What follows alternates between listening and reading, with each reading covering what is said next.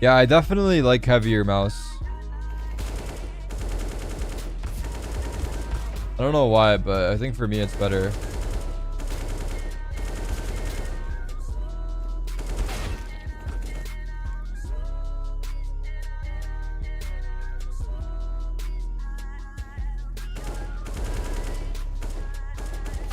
Fuck.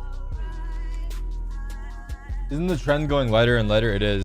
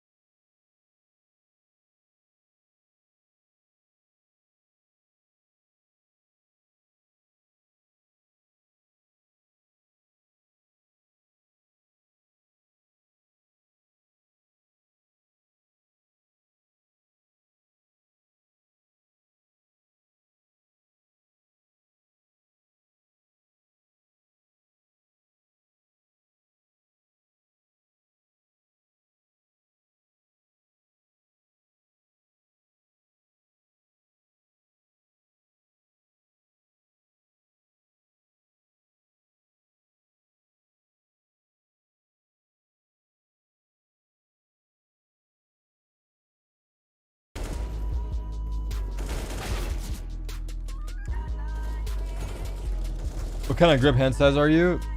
Palm grip, large hands.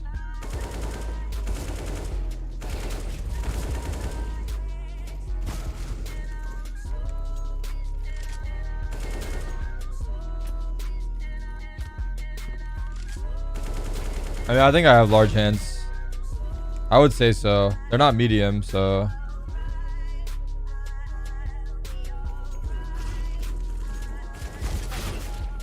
What up, Bush?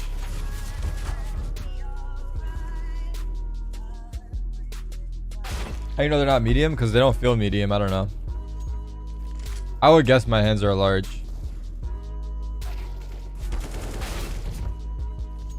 Or my coffee, same, dude. Hey, you guys can tell me, but you can't tell very well from like the camera.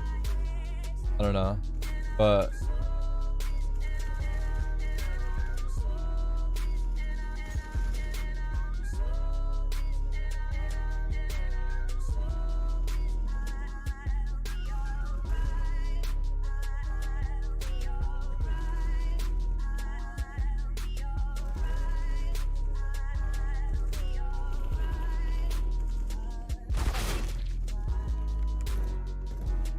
I don't fucking know.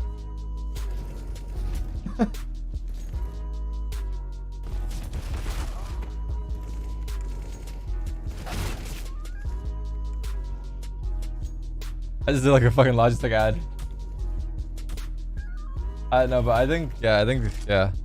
Less than 3. Palm and large.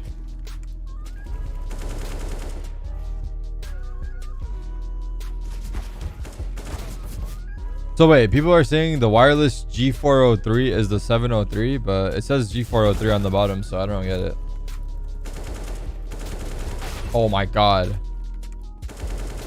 This mouse sucks.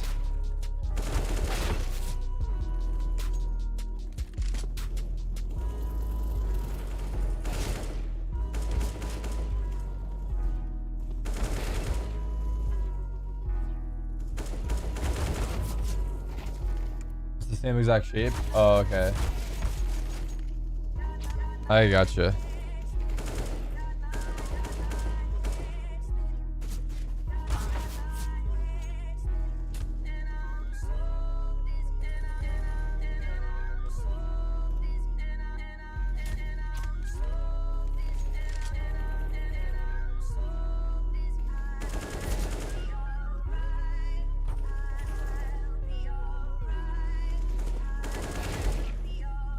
Wow.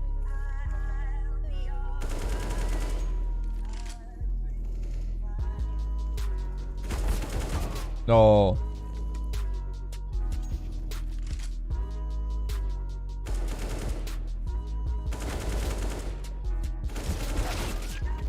I think I like it. Even though I'm missing, I think I like it. And that's what matters. Because that means if I like it, then I can learn to stop missing.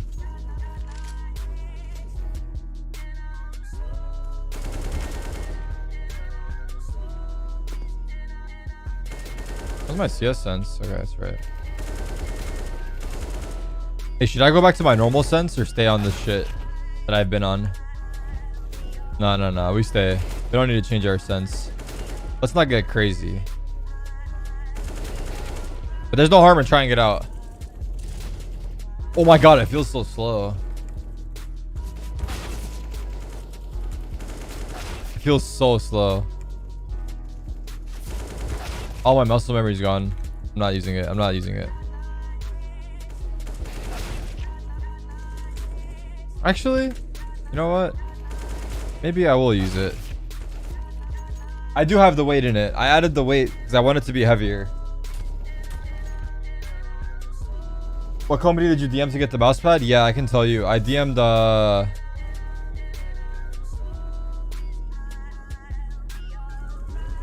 to get, it was called they're called Lethal Gaming GR. Lethal Gaming Gear. That's the company that Abe told me to get it from. And I DM'd them, and yeah. But that's where I guess you can buy it as well.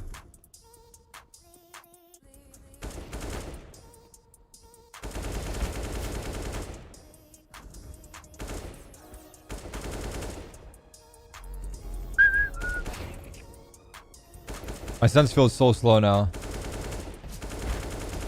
Oh man. Feels so slow now.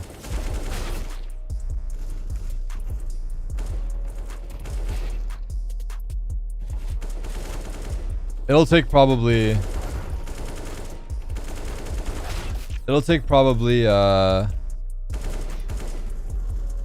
don't know. I feel like it doesn't take that long. Like after maybe an hour or two of playing, I feel like I should be able to be adjusted to it.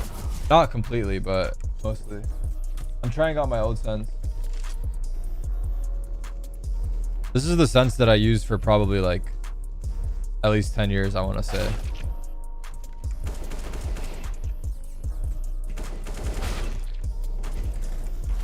My god, it's so slow, man. This sense is so slow. I can't even turn, but I feel like it used to feel fine. It's probably just because I'm not used to it.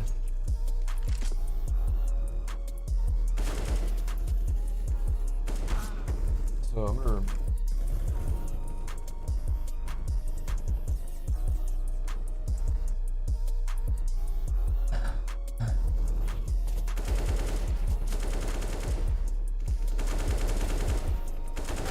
Fuck.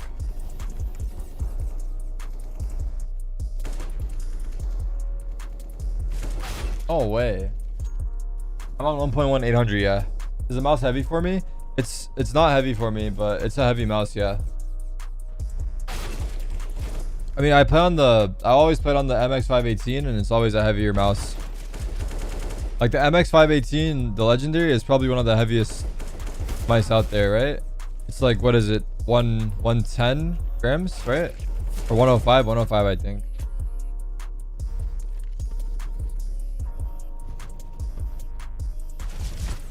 $112. I will show the MVP medal. I forgot. I just gotta find it, and I don't know where it is, but it's in my house. I will try to make a note of that.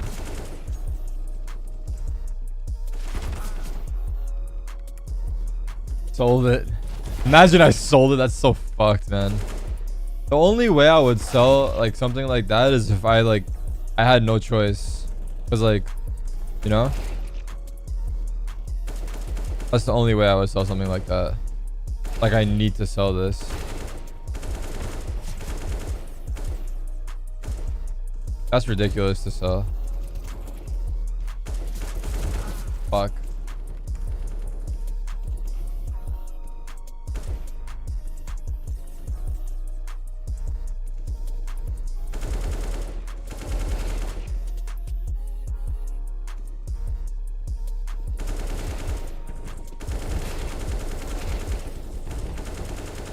No, what the fuck, man?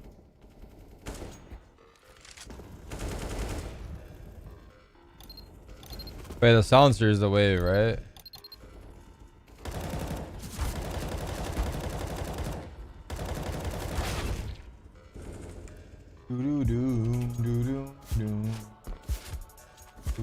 Will I play more CS when Stu's back or feeling the Valor grind?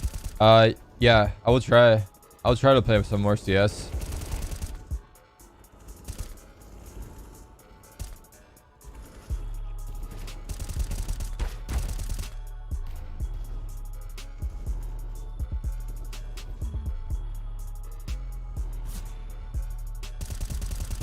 Oh boy. Oh boy, oh boy. Oh boy, oh boy. Still super slow still. But it's okay. I don't know. I feel like I'd rather stay on 1.5. But I don't know what sense is better for me. I don't know which sense is better for me. 1.5 or 1.1.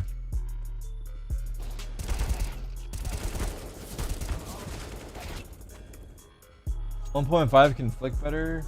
High sense is gonna feel better in the Love end. and respect. Yeah, that's a good point actually.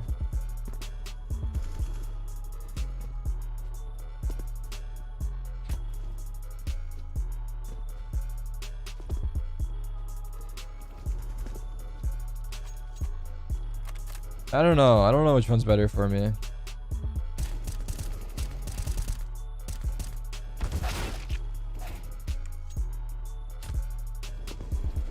Have you seen what Niko did yesterday with low sense? Yeah, but yeah, I don't know. I mean, the low sense works for him. Doesn't mean it's gonna work for somebody else, you know. But that's why it's hard. I feel like I'm more comfortable with the high sense, but I don't know for sure. What's the best way to determine? I don't know. I guess I just gotta try both of them out for like a week and then see how I feel. The problem is I changed my mouse, so it's hard to get a good feel.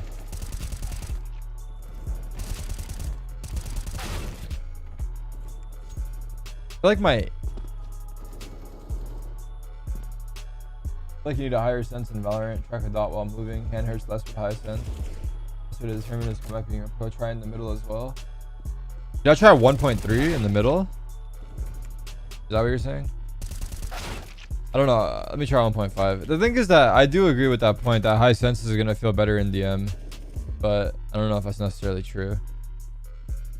I don't know. High sense is more comfortable. Like it's easier. I don't know if it's easier, but I don't know. It feels more comfortable. But maybe I stay on the high sense. It feels more comfortable, yeah, for sure.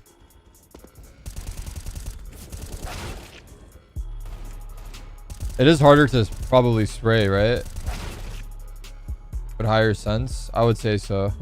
I think it's harder to spray with higher sense. Arguably.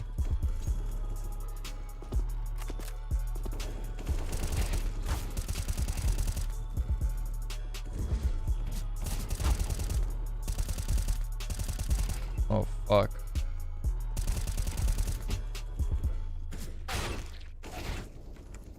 How long we got? We got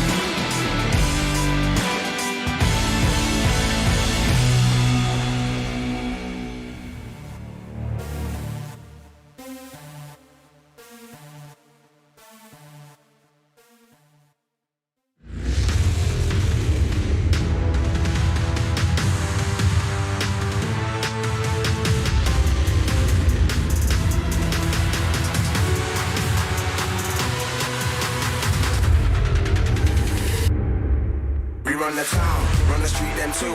Best look if we come through. All of the man them ready for war. You can never test my crew. You can't be my team. Rise to the top, we living the dream. We can't believe we so focused. I smell victory, don't approach us.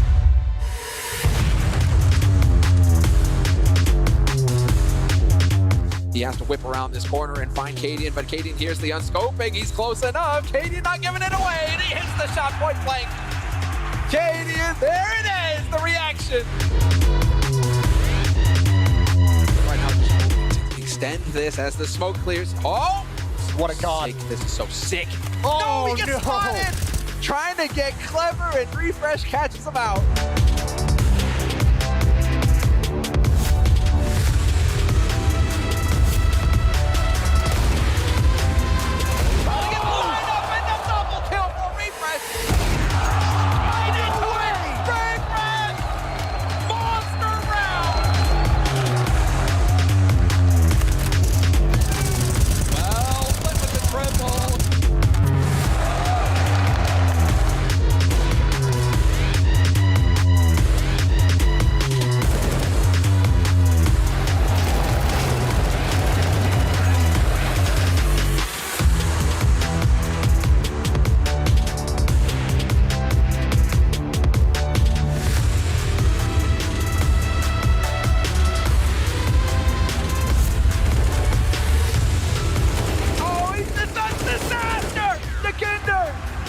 He gets the one, but they get completely gutted.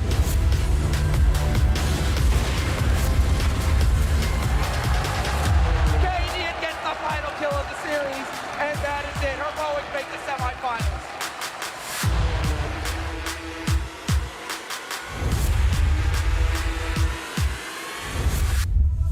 We run the town, run the street them too. Best look if we come through. All of the man them ready for war. You can never test my crew. You can't be my team. Rise to the top, we live in the dream. We can't believe we so focused. I smell victory, don't we run the town, run the street them too. Best look if we come through. All of the man them ready for war. You can never test my crew. Good rotation this time, and look at niko walking up behind them, flanking them. Oh, the taps are in! What a triple kill!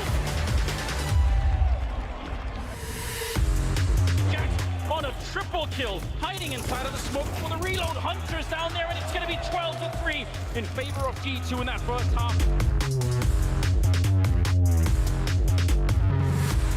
War and damages, never back down from challenges. I'm only human, but I will prove them wrong. Let them know they can't manage this. They come to me and then lose it. Really got what it takes, then prove it. That's me and my squad in the background. We never back down. We run the town, run the street them too. Best look if we come through. He's going to take down Rez, though, niko. So there's the grenade, and he runs through niko. He reads it. He knows what a next-level play. He knew that he was going to be losing the round if he just stayed on the other side. The HE will almost kill him, but not quite, and he takes the round. An ace to win the second one on the board for G2. What a ball. The dream, we can't believe we so focused. I smell victory, don't approach us. I'm the champion, I'm living glorious. I'm the champion, I'll be victorious. I'm the champion, I'm living glorious. I'm the champion, I'll be victorious.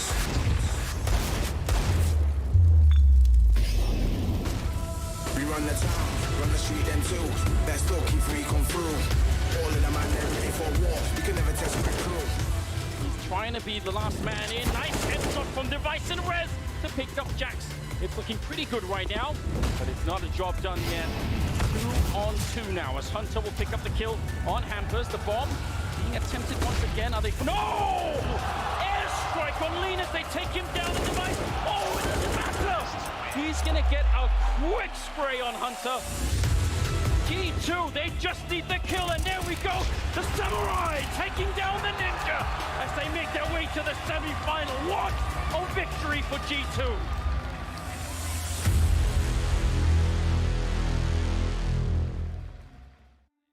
Welcome back to the PGL Major Stockholm. You can see the aerial shots there. We're inside the Avicii Arena, and we are getting ready for another fantastic day of Counter-Strike. I'm your host, Richard Lewis. I haven't brought the belt today. We'll keep it sensible and breezy. But I have brought an incredible panel of experts to work alongside me. Because we're witnessing history, who better than to have a historian with us? I have Duncan Thorin Shields, the esports historian. Of course, as well, we want to analyze all the plays, all the data, all the statistics. So we've brought in our boffin Blair and Maniac, a man who knows a thing or two about competing at these events, attended 5 of them himself, now watching from the much more comfortable analysis desk. Gentlemen, thank you so much for being here. We had a great day of Counter-Strike yesterday, didn't we?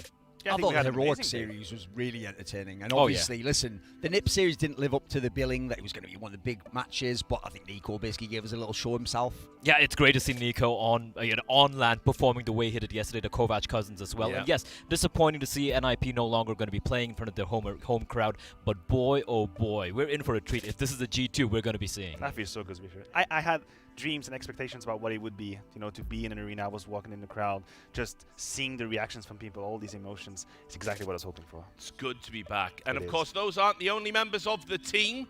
We've got a fantastic talent pool here at the Major, and you can see what they're doing as we get ready.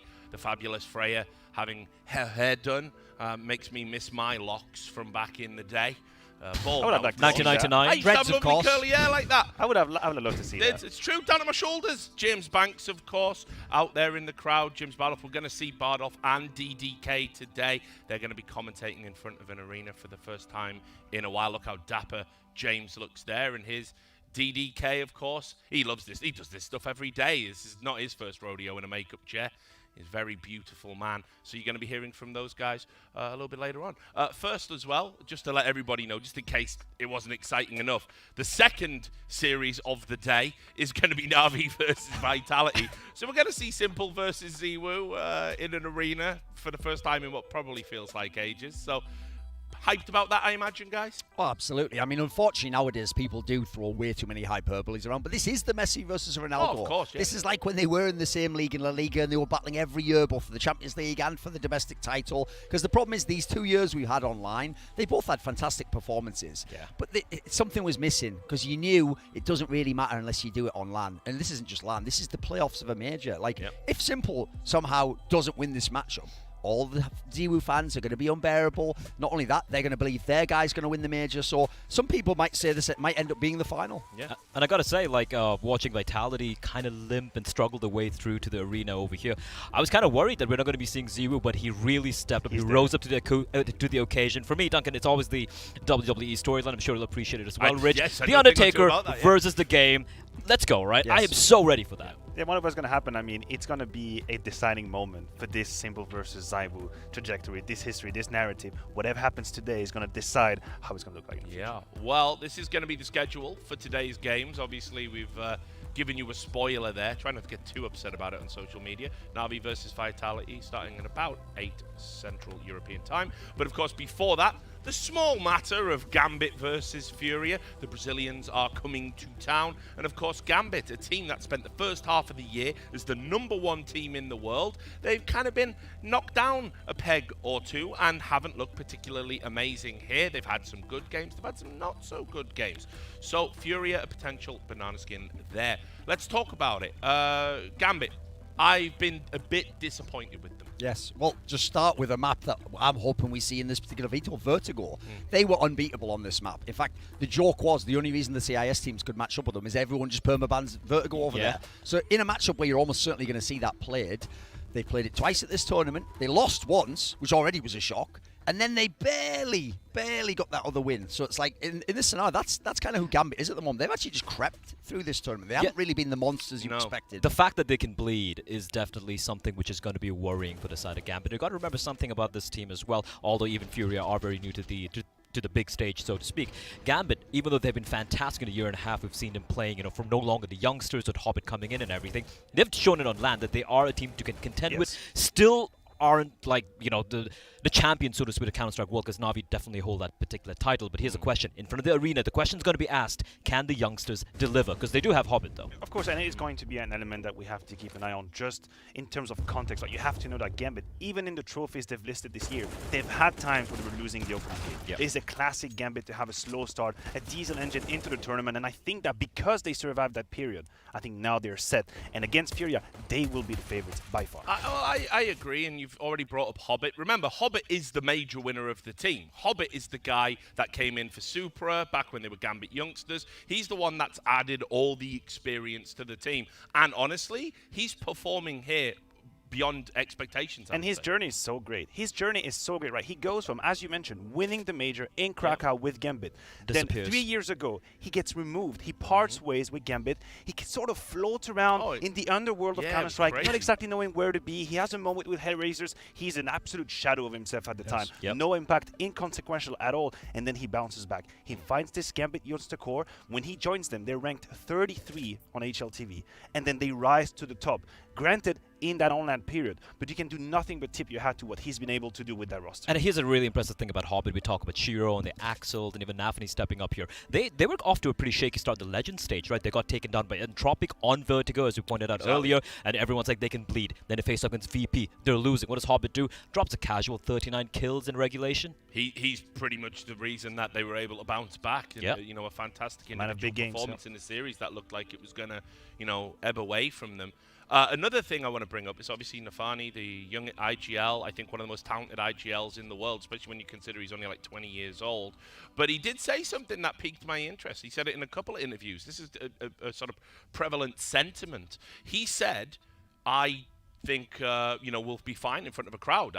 And then they followed that up by saying, I play the same at LAN as I do online. And I'm like, I don't know where you're getting that from, because as we know, this team hasn't been to a big stadium LAN before. They are essentially a team of rookies, Duncan. Yes, I mean, that's just a statement born of naivety. He doesn't know. He's never been in this scenario. He's never even been on a stage like this before. So it's all well and good saying, you know, we'll play without pressure. I play the same online as on LAN. Like, you cannot think that when you went to small LANs or DreamHack Opens, that is not LAN in the way we're talking about. Yes, the overall bracket, the umbrella would be LAN. We mean the pressure of the stage, the crowd, the expectations. By the way, you're the favourite in this one as well. You're not just coming in as a plucky underdog anymore. Like, these factors are legitimate. Yes, they're intangibles, but the reason we have to discuss them is you see them shape games. Think about how Team Spirit looked against Astralis in that matchup. On paper, they should probably have won that game. They couldn't even get into the match. So I think he's about to find out, potentially, what that real pressure is like, and maybe he rises to it. I think it could be a little bit of a crucible here, because we saw it yesterday with G2 when they took an NIP. The crowd won't be shy about letting you know what they think about you. And of course, obviously, a lot of Navi fans in the building. They're going to want Gambit to lose. They want to see Gambit eliminated. That's just reality, right? Yeah, and on top of that, Brazilian orgs have fans all over the world. Brazilians travel all over the world to watch their teams. I don't know what kind of reception Gambit are going to get here. And I mean, you bring up the G2 example. It's a very good one to showcase that when you are that good of a player, you can overcome the crowd. It doesn't matter. You have that, of course, absolutely, beautiful, beautiful image of Hunter just shushing the crowd after he won. That was awesome. But this is what superstars actually do. They rise up to the occasion. They'll take that crowd anger against them, just turn it over, use it as a fuel, use it as adrenaline. There's a quote, I think it was Kobe Bryant said, like basically, if you're the heel, like, embrace it. Basically, the J's are your cheers. You just think of it that way. The more they boo against it, the more you think, right, basically, I am the shit. And to that extent, I wonder if Gambit actually kind of knows what it is, because they've been in the shadow of Navi for the longest time. They are never going to be the #1 beloved team of CIS. Navi holds that title for sure. And then when they came to Cologne, everyone was waiting for them, you know, to fail and stumble and not really replicate the result. They had that disappointment. They bounced back. They kept working. So I think it might have helped them, but nothing prepares you for the stage, the actual stage. Now, that is the question. And here's the thing for the side of Gambit, right? The questions has been raised, you know, during online era. They were the most studied team, #1. And then, as we pointed out, when we started having smaller lands, it kind of tapered off a little bit. This is a time for them to prove that they are not pretenders to the throne. They deserve to be the best team. They need to deliver. And here's the thing. We've been talking about the inexperience this team has. Furia, even though they've been soldiering for the past couple of years, a few changes here and there, they're also kind of new. So if there was a time for them to really deliver, this is the easiest matchup they could potentially find. So by the way, Furia has more Tier 1 LAN experience than this team. People are forgetting that angle, I was just going to say, in this, for me, Furia are the more experienced team, because their core has been together. Remember, they signed those unbelievably long contracts. There was a lot of mockery and derision when they did, lock themselves in for 5 years. That core of that lineup has stayed together. All they've really changed out has been the AWPer, and that wasn't through choice. That was because Henny left, put them in this crazy situation where they had to try things, try and make it work. They did the experiment with Junior. That didn't work. They did the experiment with Honda. That didn't work. And they've come here with someone from their academy team, Drop, who actually looks like a better fit than those other two players. You know, Furia are, like you say, a potential upset team. The problem is he's not Henny, and that's the issue I have. What used to make this team so dynamic is when you had Kesara or Yuri and Henny, you had the full spectrum fragging, and that would have been amazing in this matchup. it's not quite the same scenario. with drop. I'll give credit to Furia for one thing though, right? The fact that they're getting in drop and Art, we know how the way he likes to play Counter-Strike, they're super hyper-aggressive, which is something I have been critical of, at least in modern day CS. It doesn't quite pan out. You're being a detriment to your team. He's really reined in his aggression of late, right? I'm just looking up the stats over here. Earlier, in the course of the year, he used to have 36% attempts at opening duels rather. Right now, it's down to 25%. Still pretty high, but he is kind of reining it back in because he knows he has to be the primary operator of the team. Yeah, well, he has to, exactly. I mean, because, you know, we talked about this in prior rounds, but it's a point worth repeating. When you're that primary AWP now, because remember, you're not running those double AWP setups or anything like that. It's all on Art to frag out with the AWP. You can't risk losing it early by taking a reckless duel because that puts your team in a really difficult position. All right, Jim. That is the luxury. That's the luxury they had. You know, that's the luxury they had with Henny back in the days. They could have Art be aggressive and take this risk because they had the insurance right behind. Henny was more of a punitive type AWP. He would punish you if you were trying to take the pick against Art. Now they don't have that 1-2 combination. I'll still say though, I'll commend the resilience on the side of Furia. You mentioned the core. Together for more than 3 years, these 4 players. And then they had this long period with a revolving door as a 5th. Junior, they tried it, didn't pan out. Honda, they tried it, didn't pan out. So they stuck together anyway. And something we gotta forget is that they have a ton of skill in that lineup. Holy. We talk about the rifle. Kserat and Yuri both made the top 20 of HLTV last year. 18, 13 respectively. These are serious candidates with the rifle. I think, honestly, when you talk about classic rifle pairings in these teams, I'm going to say it. This might be a bit too much. I'm sure Duncan will slap me down and smite me if it is. Here we go. I think Kserat and Yuri are as good as almost anybody, frankly. Here's what I'll say. I actually think Kserat might have the best aim of anyone in this particular game. Like, you think of the stars of on the side of Gambit, they're not traditionally known for just having the most absurd aim. It's like the aggression or the passive AWPing, and how they work with their squads. What I like about the Brazilian team, it's actually why I don't think like they have no chance in the series. They're going to have the puncher's chance. The whole style, the whole skill set is basically, it's high variance. And something they have going for them as well, if we're trying to do this pound for pound, is look around, is that one of the rifle for Gambit that hasn't really arrived is Axile. Yes. We have been left, you know, hungry just a little bit, desiring more from him. It hasn't been the Axile who can take over games. He's been quietly doing his job, but we know he is going to be needed at some point because their T-side's been a little bit struggling, and he is a part of that equation. He is the one that is supposed to find that impact for them. Hasn't been the case quite yet. It's very reminiscent of the situation with NIP, actually, when your sort of secondary rifler, your secondary star goes missing. Keep in mind, Axile and Shiro have been sharing MVPs when they were number 1. There was some mad breakdown where it showed that like the 3 stars in Navi had each won like 2 MVPs, 2 or 3 over the year. So they had like it's an even distribution of even MVPs in the team. It's never one player. That's huge. But here's the thing for the side of Gambit, I'll give to them. Shiro has delivered thus far. Now I don't know if he's going to be delivering, you know, on the stage. Is a different ball game altogether.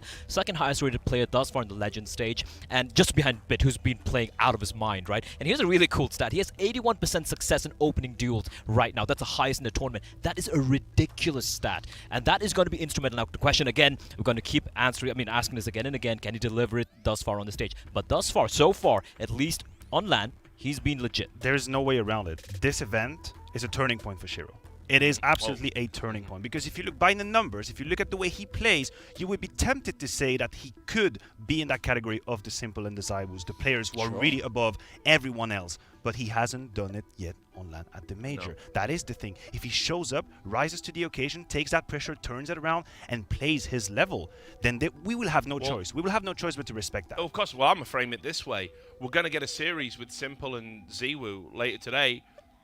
One of those players might not be the second best player in the world. We all know who number 1 is. We might see something from Shiro today where you go, you know what? Much like the online period, you're going to have to start really talking about him in that status, in that contention. And obviously, what you used to talk about before Bit got really good and before he was even in the team when they had Flamey was like Simple has to do it all, and then maybe Electronic shows up. He wasn't very good online, quite frankly.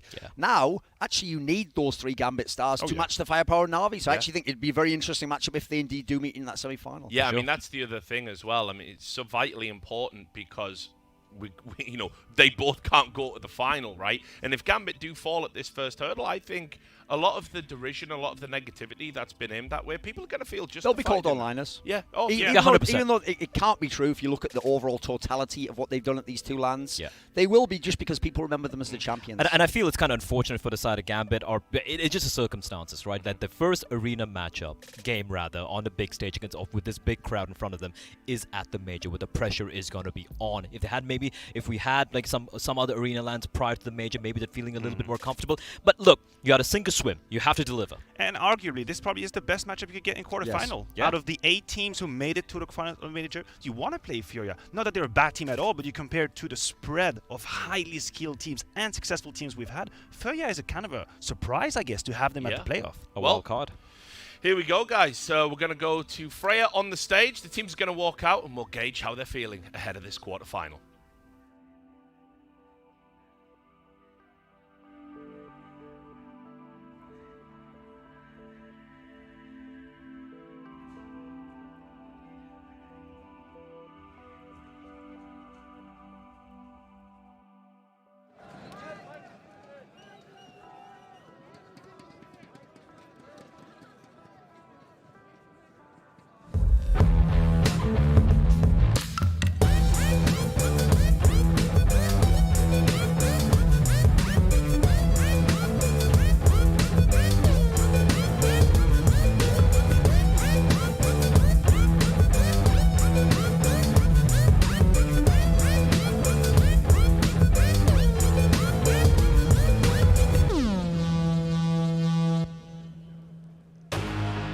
Welcome on stage, Gambit.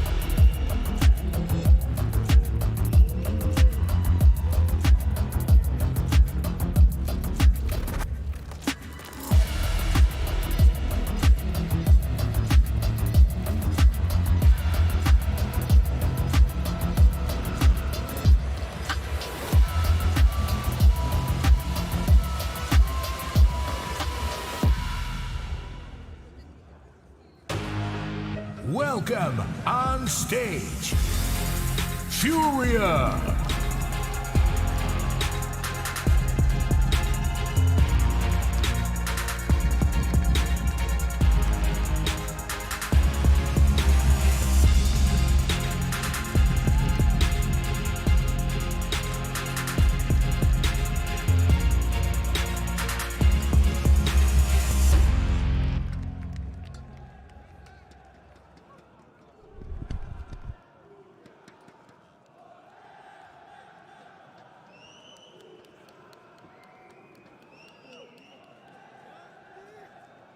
Squads going head to head. They're going to have to show up with the big guns as they come out onto the stage. And I want to invite up 2 representatives from each side. We're going to get Hobbit up here from the side of Gambit. We're also going to get Art with some beautiful hair by the looks of things.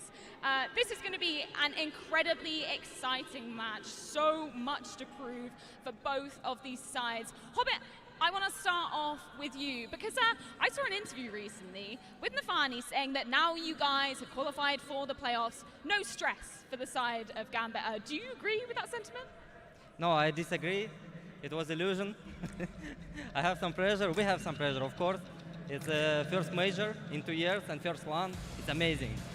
And Art, on your side as well, this is such a momentous occasion. First of all, you know you managed to make it to the playoffs at the major. What does that mean for you to be playing in front of the crowd? It's an honor. It's an honor to be representing Brazil in the playoffs.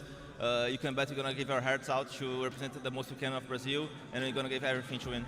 Do you want to give any word to the Brazilian fan? Because I know there are some people that have flown all the way from Brazil to be in the arena here today.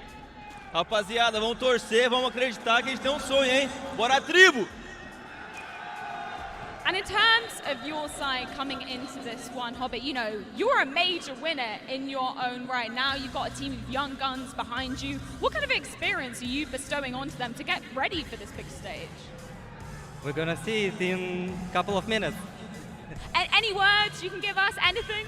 Yes, I would like to say to Brazilians fans, Brasileiros, Muito obrigado for everything. You're doing a lot for CSGO community. I absolutely love it. Thank you very much, gentlemen. Loving the sunglasses as well. Well, we're going to toss this one over back to Richard and the boys on the desk to see exactly what they're thinking heading into this match.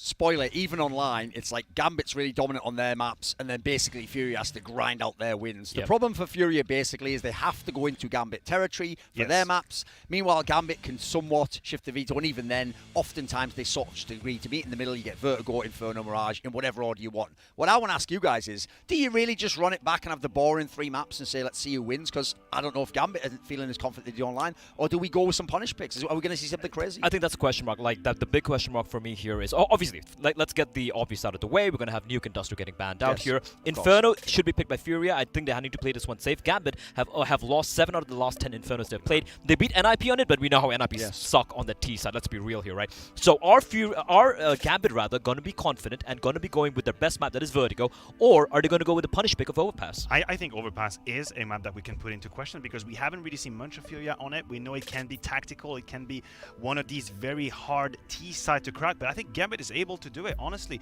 Vertigo or Overpass would be the picks, and this is also what has made their success for so long, right? The ability to play these maps super tactical that you cannot avoid. It's always a pain in the veto. And I just got to add on one thing. Obviously, there we go. Inferno. That's there we go. We have the punish pick coming in. I like that. Yeah, I mean, it's not only a punish, they're just good on Overpass. Like, I think we have to be careful with the definition of punish. They're not stepping out of their comfort zone. It's just the stars are aligning. They're good and they're punishing at the same time. Overpass and they punish. Look how wild this veto is at the end, though. Furia themselves say we don't want to play Vertigo. At this tournament, actually, you want to play Gambit and Vertigo. This is your chance to get a win on that. I still feel that was a fluke. I'm just going to say it. I think that was an anomaly, the fact that Entropic beat Gambit on that map. Yeah, but you say that. They struggled against Mouse Sports too. True, fair enough. But fair enough. Mirage is a map that Brazilians have famously been much more comfortable on if it does go to it. But then again, as you pointed out, Duncan, the fact that it doesn't go to Vertigo, where they might potentially pull off another upset, Gambit are going to be more than happy to play this map. Even though we got the punish pick, which I think does, as usual, make Gambit the favourite, when I characterised it online, I haven't seen the online Gambit play on LAN yet. I haven't seen the team that'll just blow you away 16-8, easy, you're not even in the game. I actually expect this time, if Furia's fraggers can turn up, they can make this like a really entertaining series. And one element that we have to mention when it comes to Furia is their ability to catch on fire. And what better way to do it on the stage, right? You're having a couple of key moments, the crowd is reacting to you,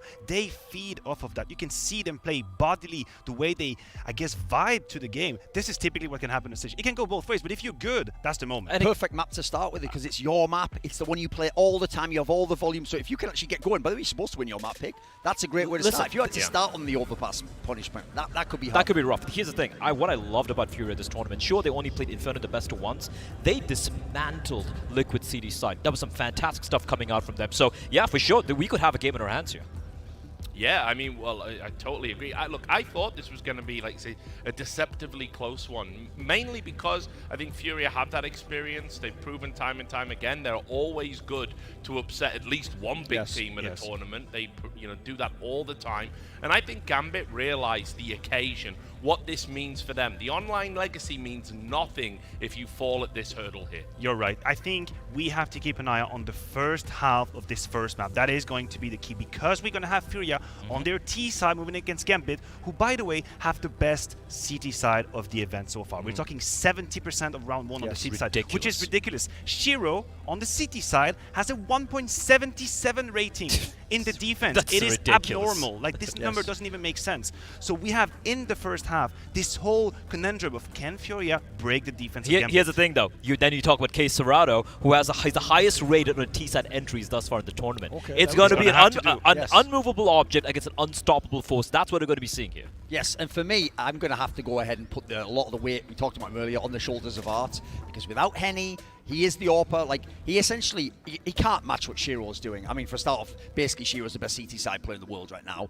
But I think he has to have big impact. He has to break that impact rating on the HLT.org again. If he does that, they've got the right map to go with. Now we can have an interesting series if you can at least make it competitive, if not break this first map wide open. Well, we are ready for the action, guys. Thanks for all of your thoughts. Now, the theme of this major was indeed that It was a throwback major to better times. So who better to commentate this game than James Bardolph and DDK?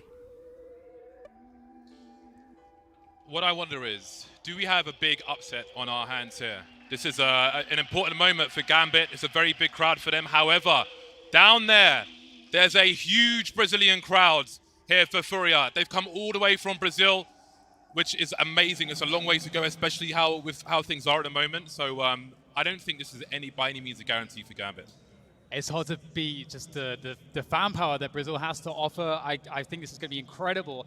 On paper, we have the 18th best team in the world in Furia, according to the HLTV rankings, versus the 4th best. But I feel like the crowd are going to lift that. And here we are. We're ready to get into this one. Stockholm, how are you feeling about this? Here it is, Gambit versus Furia, map 1 in this best of 3. The playoffs here at the Major, and we're kicking things off on Inferno, and I wouldn't want it any other way than a mid-aggression coming right out of Gambit. Straight down mid, Nafany's looking for something, and we've got a Furia stuck between a rock and a hard place. There's Flames not helping them either. Straight through the smoke, and that'll be an aggressive start to this pistol round, but it's not over yet. Yuri's in a 1 versus 4. Molotov to try and create some space, and maybe he can isolate some fights as he stands behind it. We can see the double peek. Axel to get that last kill. Gambit take the pistol. Nice start for them on the CT side, but I'm sure that Furia will have some tricks up their sleeve as they move into this next round. The question is, do they want to get that pressure on straight away? Are we going to see a force buy, or are they going to just save, keep things chill for now? Of course not, James. Of course not. We're going to get the MAC-10 coming out straight away on Cesarato. They mean business in this round here, Furia. They have something up their sleeves indeed, and we'll have to see exactly how it pans out. I knew that we weren't going to get Nuke in this series, but I think that is a great example on the T side of just how aggressive and merciless Furia can be on their T side. How scary every round can be. They'll always be threatening to go for a fast push. It's really hard to hold your utility against Furia. James, they're going to try to flash through this, I think. They're going to try to push up this banana, but there's a deep control with Nafany right there. They don't necessarily know if it's a force buy here. Gambit, so this could be a surprise of re-smoke. And they're readying up the flash, but he's going to pull off of the flash there. You can see Gambit, they're playing very, very careful with respect to top mid, for example. They're trying to avoid getting overrun by pistols, having rifles picked up. They're playing as much range as they can. Obviously, banana is very, very important, just to threaten going to either side. So you can see that Furia want to take it away. Gambit going to stand and fight, but sharing the library, everybody playing range on that A-bomb site. Help will not be on the way quickly. There it is, the flashes, but Nafany, he's got, whoa! Cesarato, how has he won that one? That's a huge opening there for Furia. They've burned a lot of the clock waiting those smokes out, but they have plenty of time to get themselves into that B site. But it is fortified still. We've got Hobbit up there with an MP9. Furia, 30 seconds left, looking for the split. This is going to be a tough one, but they still have options going into this B site. 30 seconds on the clock, and there's a, hold on a second, we've got a 2-man flank, and Intez has got no idea, outmaneuvered by Furia, and now we've got huge problems for Gambit. They do, however, have 2 players on the bomb site, and time is on their side. But there are dangerous weapons in the hands of Furia as well, but they need to close this distance. These MP9s need to get a little closer. Can see Shiro trying to play max distance, gets his bell rung now. Cesarato's in the red as well, bomb plant pressure. They need to die before the clock runs out at the very least. 4 seconds, have they got time? It's got to be too late, surely! Oh. Axel had no idea. He could have just stopped there and 2 players would die after the clock. It will go the way of Gambit, but only 1 player survives. Oh, that is quite difficult. I think we had someone dying after time there, possibly. I think, yeah, Yuri died after time, so not going to have any money at all, really. So they're actually, I think they might be looking to force up again. Furia, unrelenting aggression. We're going to have 2 AK-47s coming through from them. They're keeping Gambit's economy quite limited. But Gambit, they have the 3 MP9s, and we have 3 players without helmets. So those MP9s are going to be extremely potent in this round. Furia, they're actually starting off with the slow pace yet again. So the opening of this round, it looks very similar to the previous one. I think if Furia plant the bomb in that round as well, I wouldn't be surprised if they had gone for the force buy. Only 1 player surviving means opportunity knocks for Furia. However, Gambit have got a pretty reasonable buy. They're pretty good with grenades, trying to hold on to these smokes for as long as they can. A minute 20 is going to be a very long time to try and hold versus Furia. They're trying to get them to go to A, James. They've re-smoked Banana, and they have a 4-player setup on this A site. They're playing retake for B, but they are making Furia go to top mid. That's exactly what they want. Gambit is so set up for this. But Tech9's, well, Deagles on this occasion can be a problem. Shiro blind, lucky to escape actually. They have to consider hunting him very, very quickly indeed. But navi's here for the angles. That really compromises how FURIA can push in this long position now. Vinny thinking about it, and Shiro just creeping. He's got half health or less than that. Doesn't want to give up the rifle, so he's got to fall back. But again, 2 players on the site. Crossfire with the pit player, Exile. 41 seconds, but look at the position FURIA have. They're just chilling, just edging forward. Down he goes, and now we've got real problems for Gambit. Yeah, 2 nice openings. Nafany still at the back of the site, though, with the MP9 will go down as well. 30 seconds is plenty of time to get that site locked down. There we have the plant, the after plant positions looking good, and Gambit, they want nothing to do with this one.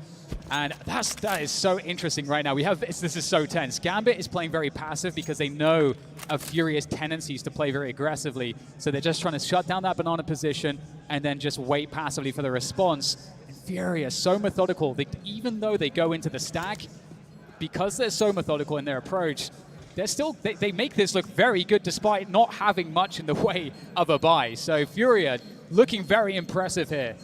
Very impressive, considering they had 2 players playing that long position. But again, with the exchange, they had the skirmish. Shiro had to fall back to try and avoid the rifle getting into their hands. FURIA able to surround the bomb site and look like they're in a much better position, even with 3 players remaining on that A area. So that looked very troublesome for Gambit indeed. A slow creeping death at the hands of FURIA, who win their force buy now. And they've got a big opportunity ahead of them. Of course, the loss bonus will be in the bin for Gambit. They will force buy up. Got a French gun for Exile. Shiro still with the silenced M4. MP9 for Hobbit and some 5.7s for Inters and Nafany. But the utility is slightly lower. They have prioritized these smoke grenades, of course, the first one of which goes through. But FURIA are going to charge straight through. Have they got the numbers to trade, though? That is the question. Hobbit trying to hold things down here. And I think they may have survived that first test. Yeah, 3 players here. Is it a case, though, that FURIA are willing to give up on this? There'll be the boost over the half-wall, and K-Serrato is going to spot that they're falling back of top mid. And that's interesting. That allows FURIA to take this position away. Will Gambit think about trying to retake this? It doesn't really look like they have the ability to do so. FURIA, top banana control, but the bomb is still in spawn at the moment, James. So we can see that means that FURIA will have to slow things down. Got that map control. And really, at this point, Gambit, they've got 5 players left alive, so they're probably not going to make any info plays. They're likely just going to gamble stack here on this B site, leave the 2 players in that A site, and just wait to see how FURIA handles this situation. FURIA have got 3 Molotovs for an execute. Now, they could use 1 or 2 to try and squeeze some more grenades out of Gambit. But if they go for a full execute with 3 Molotovs, I'd expect 1 new box, which is already being lined up, maybe 1 towards the dark spot as well. And if they have smokes for... Well, there's the only smoke they have actually, but it's going to be hard for the CTs to hold on the site if these mollies go in the right places. There is a counter molly which may slow things down, but there's flashes here as well. 1 more to go, deployed now as the push comes through. Drop with 10 HP, won't last very long. Tried to wrap, and so far so good. Nafany and Hobbit coming through. But now things start to change to get wiped out of the site. A fast plant of 18 seconds left, which is going to be really handy for them as well. Yeah, that's a great opening again. FURIA going into the stack. It doesn't matter. FURIA takes down Nafany, leaving 2 players left here for Gambit on the retake. They have very little to work with. I believe a 5-7 on Inters and Axel working the FAMAS.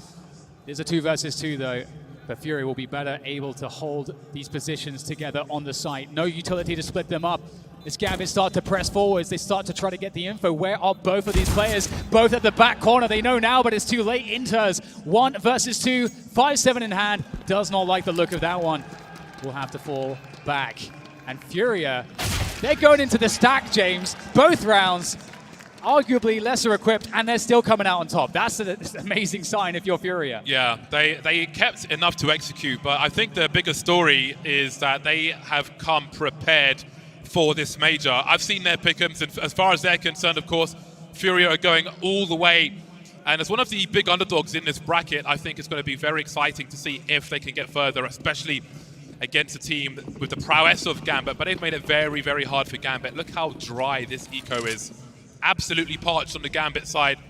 And this CT side, so far, again, we're only 5 rounds in. We've seen 4 rounds so far, but it's looking very, very difficult indeed for Gambit, as it doesn't look like FURIA have left anything to chance with how they've approached these rounds, how they've outpositioned them, how they've used their utility, they've held on to it. Again, taking Banana early, even though it cost them a man, they had the ability to execute and make it very hard to survive on the sites. Yeah, we have just Gambit playing the USP stack on the A site, and one of the interesting things to note here about what FURIA are doing is in every round so far on their T side, they have played the entire clock out. They are playing extremely passive, which forces Gambit in the buy rounds to want to hold on to their utility, because they don't want to burn it early on because it means less early on in the round. That's going to mean Gambit will be susceptible to a burst play later on in the round for FURIA, so we'll have to keep our eyes out for that one from them. A pilgrimage from Gambit, professing their innocence, but there's no one in the booth to listen to that. Nothing but punishments coming their way from FURIA. Got to be careful though not to give a rifle away, of course. Not the most amazing loss bonus with these rifles, and Vinny will get dropped actually. And there's nobody called. Oh no, okay. They need to stop Gambit from getting these rifles. I respect it from Art though, James. He's pulling out the knife. He's just going for it. Just brazen stuff. And he needs to. He needs to be the man to do that. Again, FURIA, before Art joined the team, played a more traditional level of Counter-Strike. But Art's like, no, W key is how we play this. Forward is the only way. Aggression at all times. They take the lead now in this first map of this best-of-3 series. And I think if you are watching from GoTV at home, then Art would be a good person to watch, because that man likes to lead by example. You can see the AWP coming out for the T side. Well, we can see you soon will. But there will be an AWP for Shiro as well. And I love the energy right now that we're seeing in the Brazilian corner.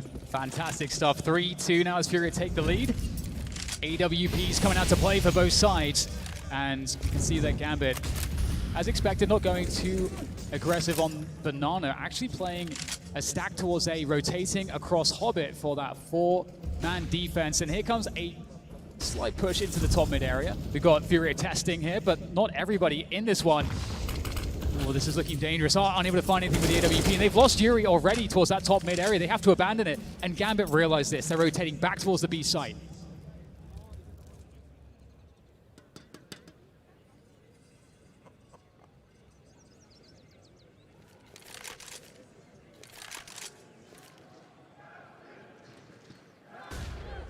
Crowd rising for the players on the server. I want to hear some dueling chants, because there is a lot of support for Gambit here as well.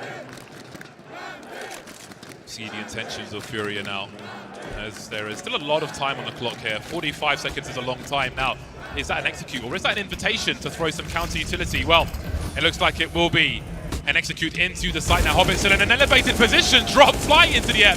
Not making a connection though. They were lining up for Hobbit, but the wall got in the way eventually. So they've taken position on the site, which means Art will soon have post-plant positions with the AWP, and Vinny will hold down the ruins as well. 3-on-3 as Gambit have to consider losing it all, but Axel's come in from the back, and now Vinny is alone, trying to clutch it from the coffins, trying to isolate the fight. There's the first one for Vinny.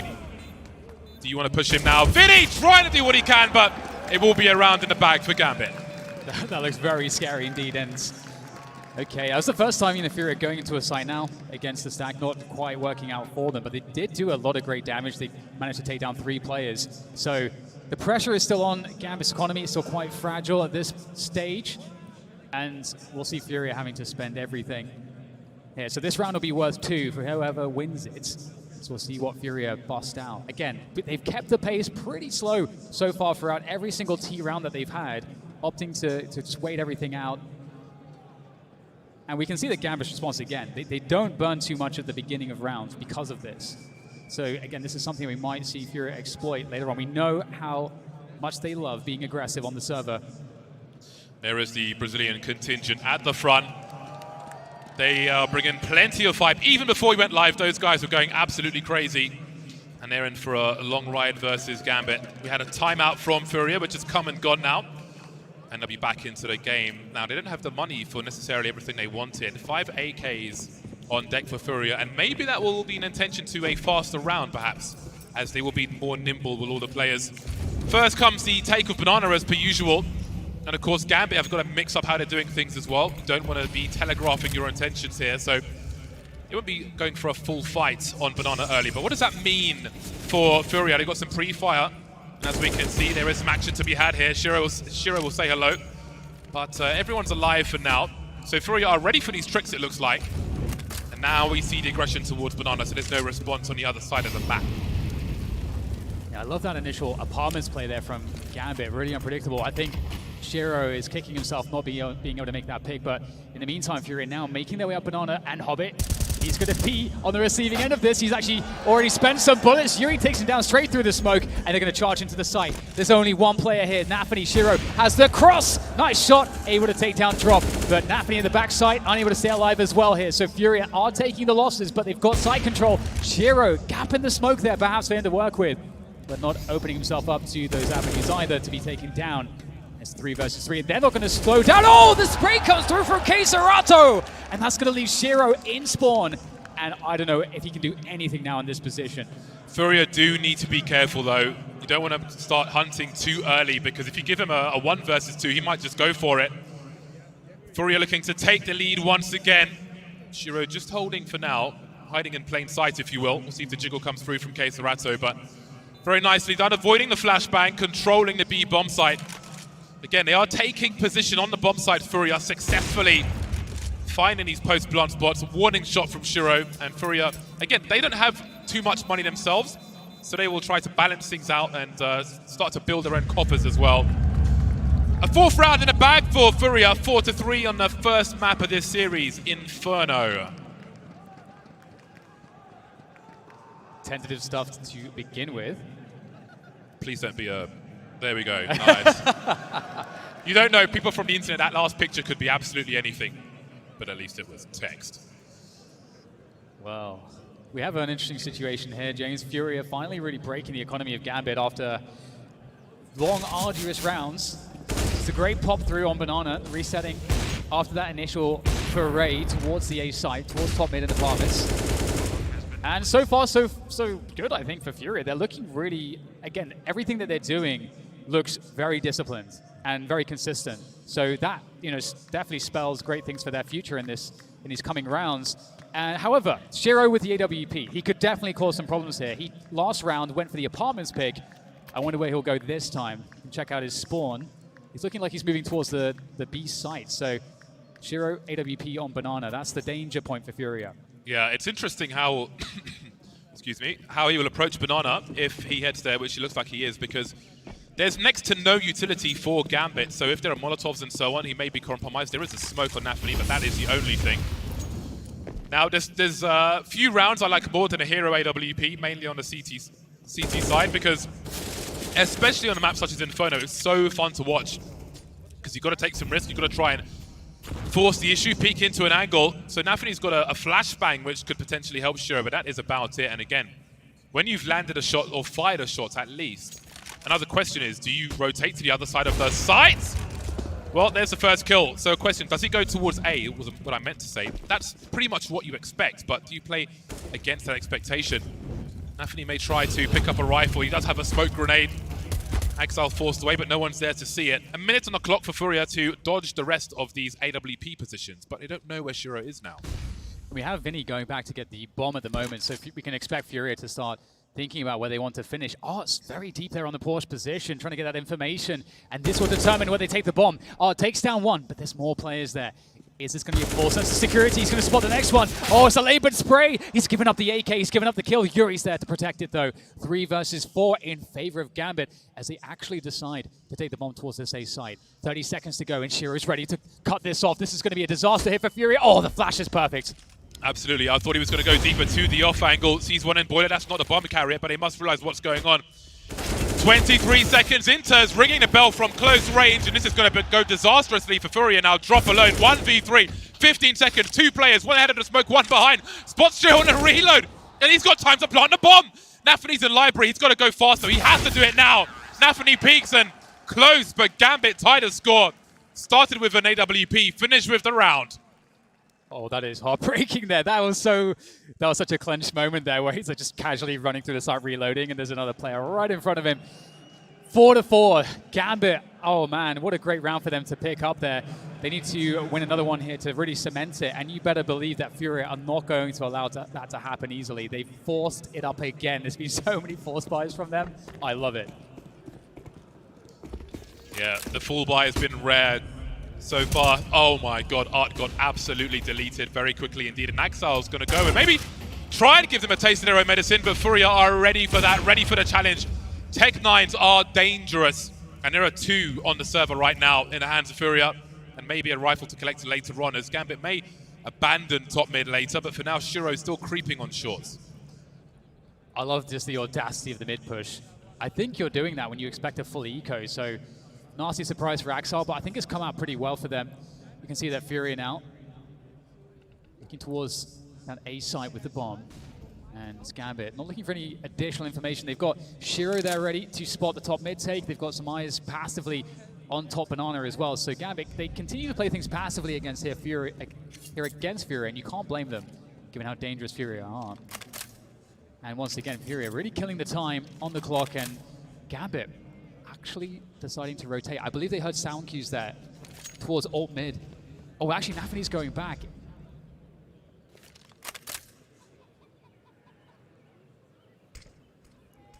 Well, there comes a pop flash, absolutely blind. Shiro in shotgun distance, spots the bomb though. That's an awkward position now for Furia. Shiro with 2, dancing around double stack, and how on earth can they get this one? Queserato 1 versus 4 to Tech9, and doesn't really have position. Gambit, maybe finally they can stabilize in this first half.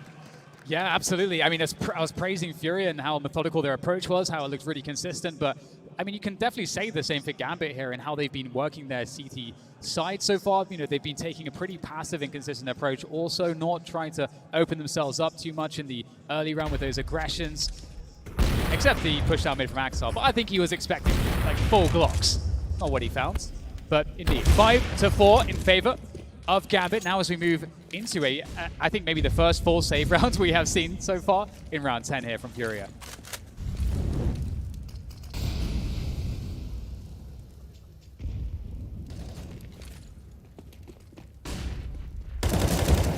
Well, the numbers game is going to be apparent on Banana, but Gambit are able to fall back with 1 kill and plenty of information. Don't know if there's any more grenades or anything. Well, there'll be a nice spread of bullets for Gambit. The support is here. Very nice indeed. And indeed, it does look like we have a stable Gambit now, as they've got a full buy in the hole. So Furia are going to have some extra work to do if they are to put Gambit on the back foot once again. 2 rounds behind now on this T side of Inferno. There will be a tactical timeout from Furia as they decide their way forward. Yeah, this is a really interesting point in the match as well. You know, we're not super deep just yet, but Gambit taking the lead, stabilizing on their economy. They have the AWP. This would be a moment where Shiro would feel very confident, I would say, to put an aggression against Furia. Try to find a way to get an early disruption, an early pick somewhere. You know, previously we saw a 3-man setup in the apartments, but Shiro was set up to deal with the players taking control as part of the default going into halls. It didn't work out for him that time, but I think it's just a matter of time, honestly, until Shiro gets some love with those forward plays.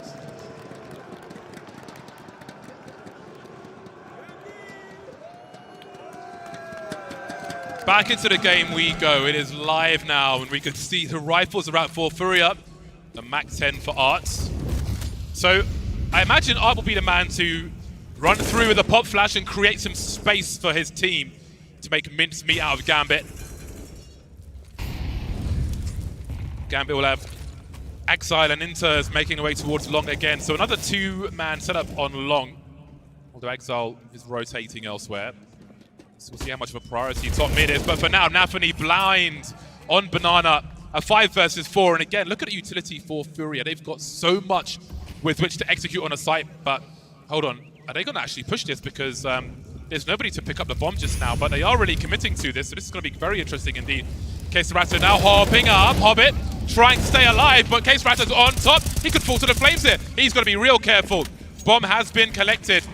But Gambit are on the site now. We can see that Yuri is on the A-bomb site, seeing if it's safe, and I would expect a rotation now. They must realize that most of Gambit are on this B-bomb site, but the bomb's still heading towards B. Don't want it to get caught off in the rotation just in case. Hold on a second, Inter's pushing that smoke now, leaving Shiro alone in a 1 versus 3. That bomb is heading elsewhere, but it won't be necessary. Furia taking both bomb sites because Furia and taking the round as well. Absolutely. It's so funny because you know that they also have this, and we saw this in the playoffs, not in the playoffs, sorry, already in the tournament, in this major, that we had that situation, that crazy scenario where FURIA, you know, they tap the bomb in the B site, then run all the way back to the A site.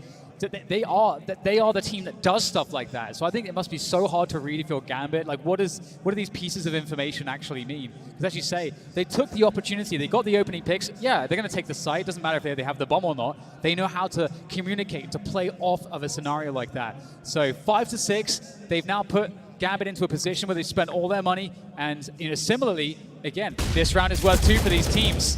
FURIA getting a lot of value off of their banana take in that previous round. And we've got AWP on Shiro again, as well as Art. So I think we can expect, I would expect to see something from Shiro here. And he is going to be moving towards the, maybe we'll get a hall set up again from him, actually. Yeah, it looks like we're going to get that hall set up again. We'll see if it's more successful this time. And we'll see what the approach is from FURIA as well. Exile is not going to last very long in the apartments whatsoever. Another 5 versus 4 for FURIA.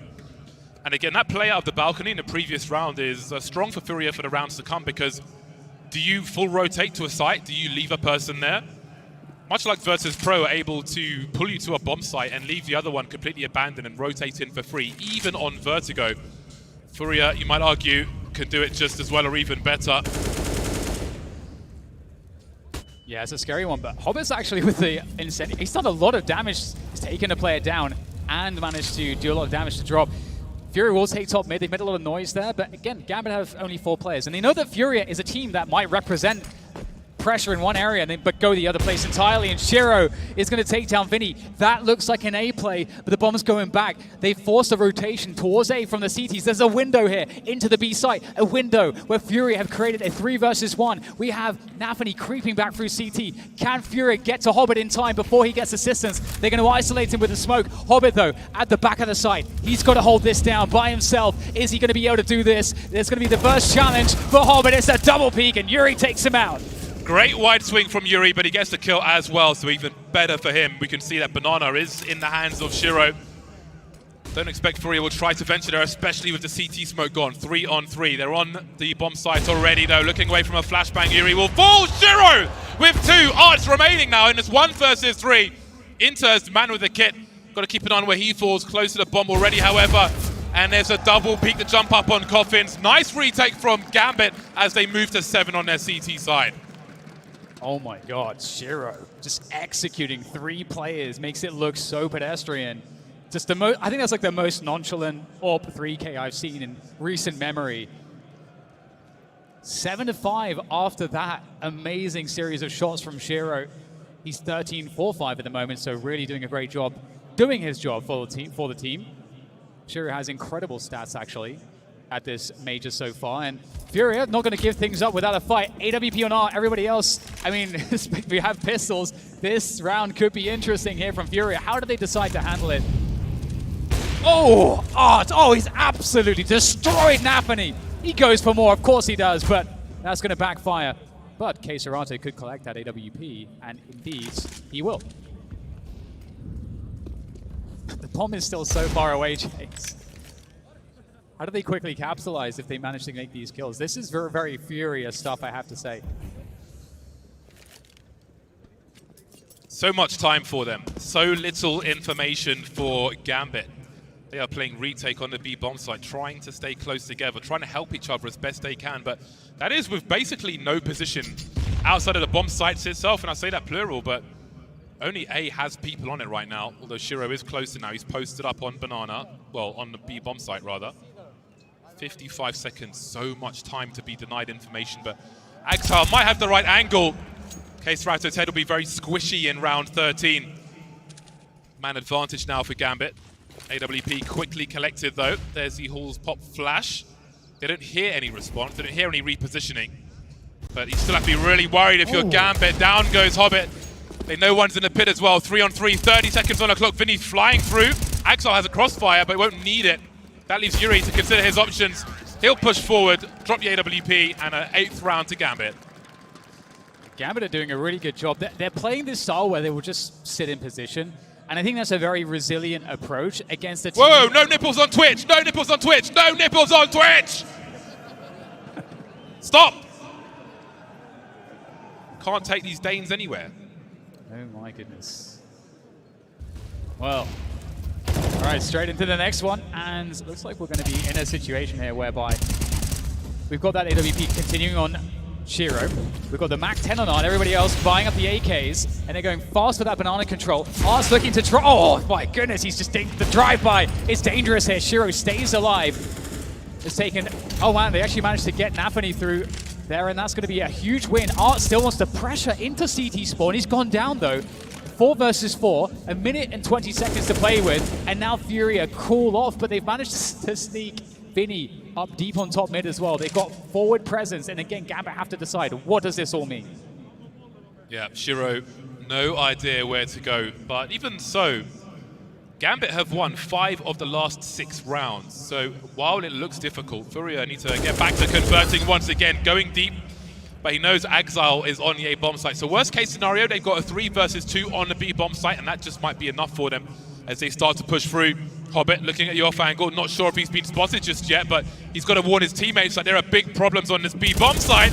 Can't find a connection onto drop, however, and Shiro has an angle for now. I don't see a smoke for Furia. And it looks like he's going to go for the save.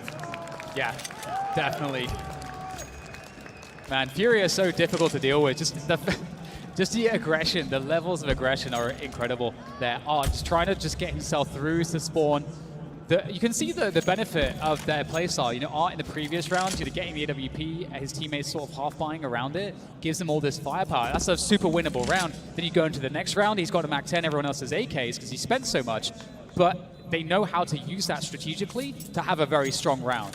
And again, we talked about running those faster paces. It gives you now in the later portions of this first half, because Furia was so slow to begin with, now they're able to get up and on for free in a lot of these cases because Gambit's just not wanting to part with their utility early on. So that makes those Mac 10 plays even better from Art. And with that round, when that's a 6-8 scoreline, it's looking pretty even going into the last round of the first half here in this best of 3. Yeah, early on I was concerned for Gambit CT side, but it's looking pretty reasonable at the moment. Yeah. As we move into the last round of the first half, 1 AWP will be in the hands of Shiro.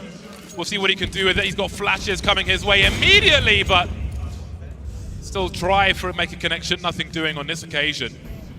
Well, the AWP is towards the bomb site, and Shiro some parkour into the apartments, and it's their turn to get a 5-on-4. See Gambit stopping any response to that with a Molotov top banana straight away. Oh, Axile's just going. It's a 5 versus 4 in favor of Gambit, but Axile's going for the information here. He might get an angle on one of these players. Shiro takes down Vinny at top mid, and this could back away straight into Axile, but he doesn't connect the bullets. And now they know that there's a push in apartments. They know that Gambit have every piece of info. Furia, it's the last round. They have to find a way to win this. There's no saving in a round like this. How do they do it? They have a minute to figure it out. Drops lining up a Molotov, but they are being contained on banana right now. Yeah, Gambit 3 men up, have Exile standing in mid, so that means a 3 versus 2 on this B bomb site. Flashes coming through, and it's made even worse. Yuri alone now versus 5. Exile and Shiro creeping forward. Very uncomfortable final round for Furia. 9 rounds on the CT side for Gambit. I would say that's fantastic for them. Yeah, they were so stable against Furia, and the way that Furia approached the T side, I feel like both teams, it never felt like either team was really out of it. Both teams looking very dangerous at the end of this first half. Great start for this best of 3. I'm loving what we're seeing so far. But now things changed quite dramatically because we're going to get Furia on that CT side, and I feel like they're going to give us a few more looks that we saw out of Gambit in terms of how aggressively they want to go for map control. Also, a very good sign, James. I must say that for Gambit, Shiro is absolutely delivering so far. Of course, and you would expect that on the CT side, the luxury of the CT angles. AWP, a lot more difficult on the T side. Post-plant, it is very, very dangerous indeed and can convert rounds for you when you are up against the numbers. So we'll see if he can get that far and what he can do before that bomb is planted. Have to rely on the riflers to make space unless we can see something exceptional from Shiro. But first comes a pistol. CZ up close for Art. Got Vinny for a double peek, but Nafany at point blank range with a Glock will start the proceedings. Quickly dispatched by Vinny as we move to a 4-on-4. Hobbit's looking for something here, and there goes the jump out of the balcony. Yuri's lying in wait. Serato will take down Hobbit. Oh, straight to the face from Axel, still keeping the effort alive, but not for too much longer, leaving Shiro in the 1 versus 3. Very, very difficult indeed, especially considering he has 10 points of health. Basically, he's very, very low. And he's now extremely dead, thanks to Vinny. Furia pick up the pistol, and you know what, James? In terms of if there was to be a script for this game so far, I'm loving that because we've had Gambit picking up the pistol in the first half, Furia now equalizing going to the second, and we should expect probably the 9-9. That's how it's supposed to go. So far, it's looking neck and neck between Furia and Gambit on Inferno. Is that a Bison I see? Arts currently has 3 kills, which I expect will change very quickly on the CT side, of course. Yeah. If you've got a certain role, we saw him with the MAC-10, with the difficult jobs in the first half, so again, doesn't tell the whole story. Got to swing wide and make space for your teammates, and sometimes that includes dying, but as long as they clean up and take that space, we saw what they could do when they could take the B bomb site, for example. I won't expect him to be an average Joe in this CT half case, Serato, so we'll see what they can do. But first, they've got to contest with 5 Tech 9s. I'm telling you, it is the rise of the Tech 9 in this post-Deagle nerf world. 5 Tech 9s is very, very scary indeed. And I spoke about Art's stats, but he's got a Bison versus 5 Tech 9s, so I'm not really sure if he improves it on this round. Yeah, very dangerous round indeed for Gambit. He can't have meant to buy that on purpose, surely. They're looking to go for that top mid play, going really fast up to the arch side. You can see the Furia giving the space up. Not challenging Gambit just yet. Vinny is going to be so careful going towards the quad angle, the short angle. It's looking pretty good right now. Furia putting a stop to this push, but Nafany creeping towards Library. Can he find anything? They've been completely denied off the force buy. Furia will be extremely pleased with that. I wanted to see that Bison in action. The quarterfinals of a major, and there's a Bison. I know. They love it. What is going on? I don't even know what button it is to buy that. What, 3-5? B3-5? No idea. Don't ask me. I'm not interested in shooting potatoes at people. Bison. Oh, he's got a spawn. He's got Bison and the spawn. What could he possibly do with this? If someone can make it work, it's probably going to be Art, let's be honest. And I'm sure he's going to try and do something outrageous and completely disrespectful. The Bison's down mid! Oh, he's going straight. Come on! I needed something from that. Anything. That is just lunacy that Art's going for that. It's so insane. I can't believe it. You've got to love the personality from Art there, trying to deliver for the fans, make this one entertaining. And I mean, it's going to, I don't know if his teammates are a fan of that play because it's a 5 versus 4 now in favor of Gambit. Yeah, sure, they don't have armor or any util, but now Furia, okay. Ask me sitting on the, watching his teammates right now, feeling probably pretty bad for himself. Shiro's got the Bison. Shiro has got the Bison. The Bison is in play. Furia, though, have 3 players remaining. They have range. That's about all they have going for them at the moment. They've got some utility. But one of these sites is going to have 5 players heading their way. That's a lot of trade fragging opportunity for Gambit. Cannot say the same for Furia. However, Nafany and Exile are very low. Do you send... Okay, so the low health player is going in first. But what's behind him? More low health now. Yuri's got a Tech 9. The bullets are coming out, but Shiro's got a Bison. What can he do with it? He's taken position at least. That Bison, who knows, 25 seconds. Serato in the pit spot. Shiro go past. He hasn't got the angle to stop this plant. Post-plant Bison is in play. Hobbit's picked up an M4, and he's the only player left alive. 1 versus 3 here for Hobbit. He's so far away from the bomb at the moment. And he might even try to hold on to this one and just try to maximize the kill potential, which is looking quite good. He might get a double here. They surely won't expect this angle. They surely won't. Hobbit, he's on to win this one now. He's going to try to deny the defuse here. Serato is going to see the smoke. Does he go for the stick? Hobbit has to go around the corner, and it's Serato to lock it in. You can see Hobbit felt like he had that one. And honestly, James, that was way too much damage. If you're Furia and you're not happy with the fact that they've just almost wiped out your entire team, and then they get the bomb plant as well. The pressure is not going to be let off anytime soon from Gambit. Yeah, and we saw something similar from FURIA on their T side when Gambit had one player surviving. And again, you know, when there's a Bison in Art's hands, that is full commit no matter what the situation is. And it proved to be very expensive in the end. Very deceptive on that buy menu, the Bison. But hold on a second, FURIA have got not one but 2 sniper rifles in round number 19. And that could be a nasty surprise. Yuri has few places to stand. Has he been seen pushing though? I do wonder. I think he has been. He's got to stand and fight with 4 HP. He won't last very long. But that might just encourage even more aggression from FURIA. We know what they like to do. They have 3 smokes remaining with 1:30 on the clock. And Gambit not shy for a slow round themselves, so we'll see if they can hold on to those. Yeah, I love what Gambit are doing there. They've got Hobbit waiting outside the halls, just trying to the apartments, trying to make sure that if there's an info play from FURIA, he can catch it, they can punish it.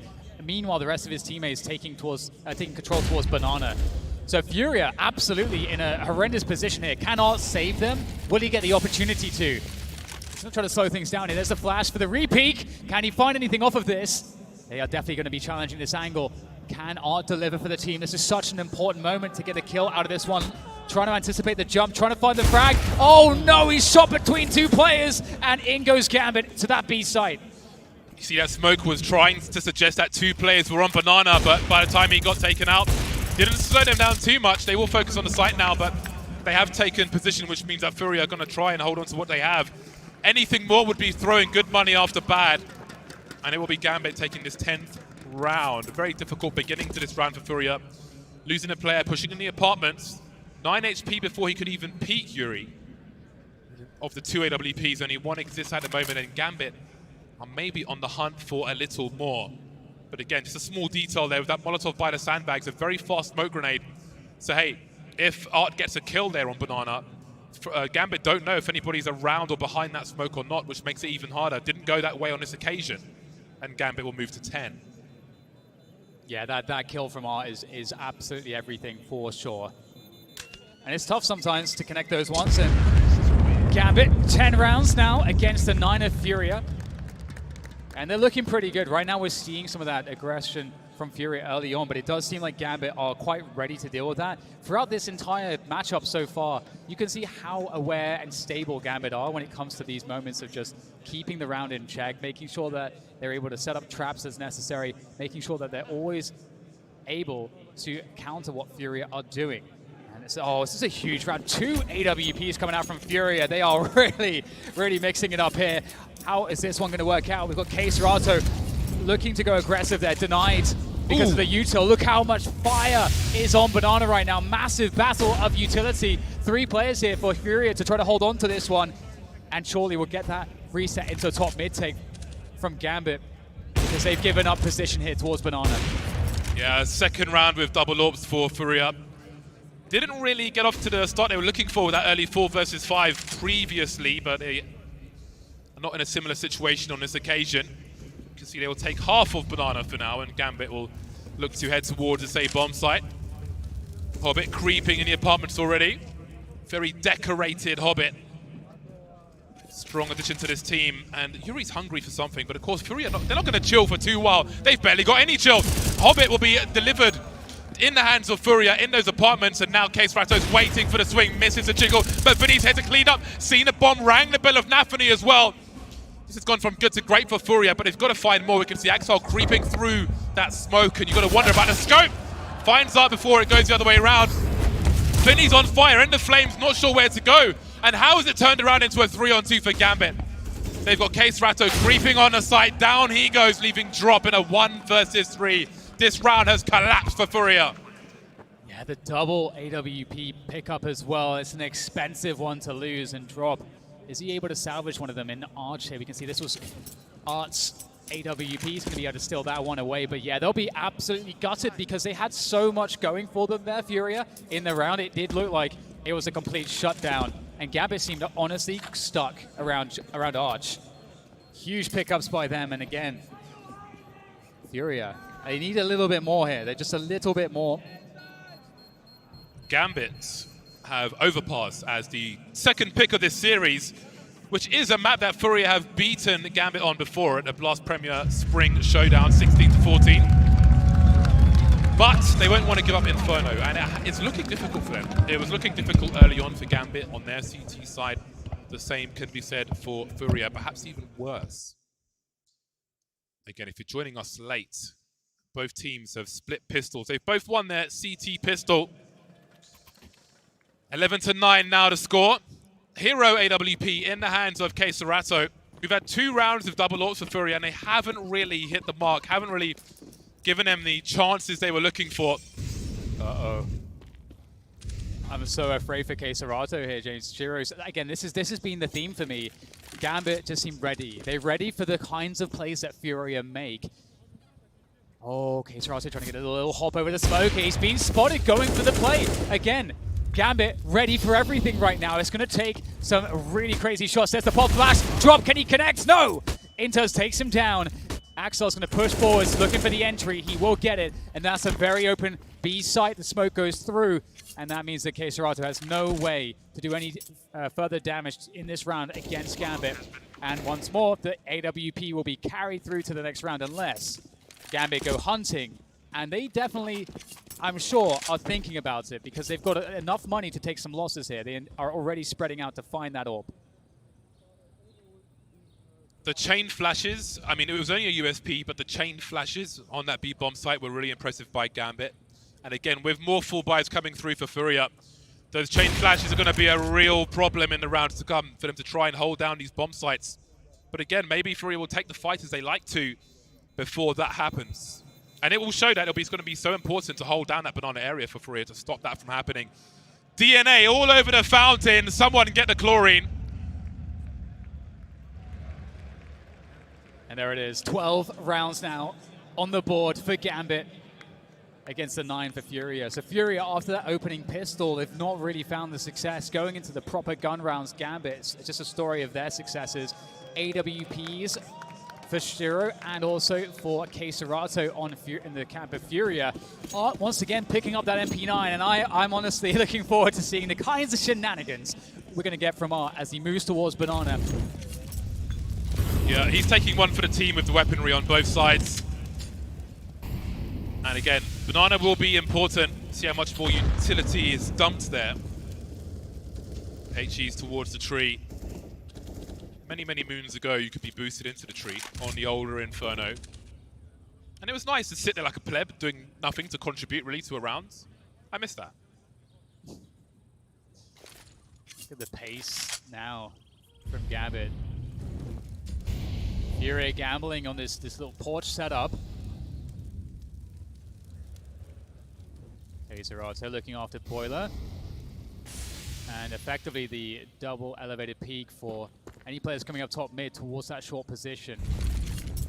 There goes nafi, flashing up, trying to get position. Oh, he somehow absolutely owns Yuri. Oh no. That is a huge loss for FURIA. That whole setup was there to deal with that sort of play. And now Gambit reset into B. FURIA do have 2 players on the B site. That's Drop and Art, but that's an MP9 and M4. They have 1 smoke and 1 flash to defend this bomb site. But there are 35 seconds on the clock, so maybe if Art can get a multi-frag, there's an option. Smoke is down.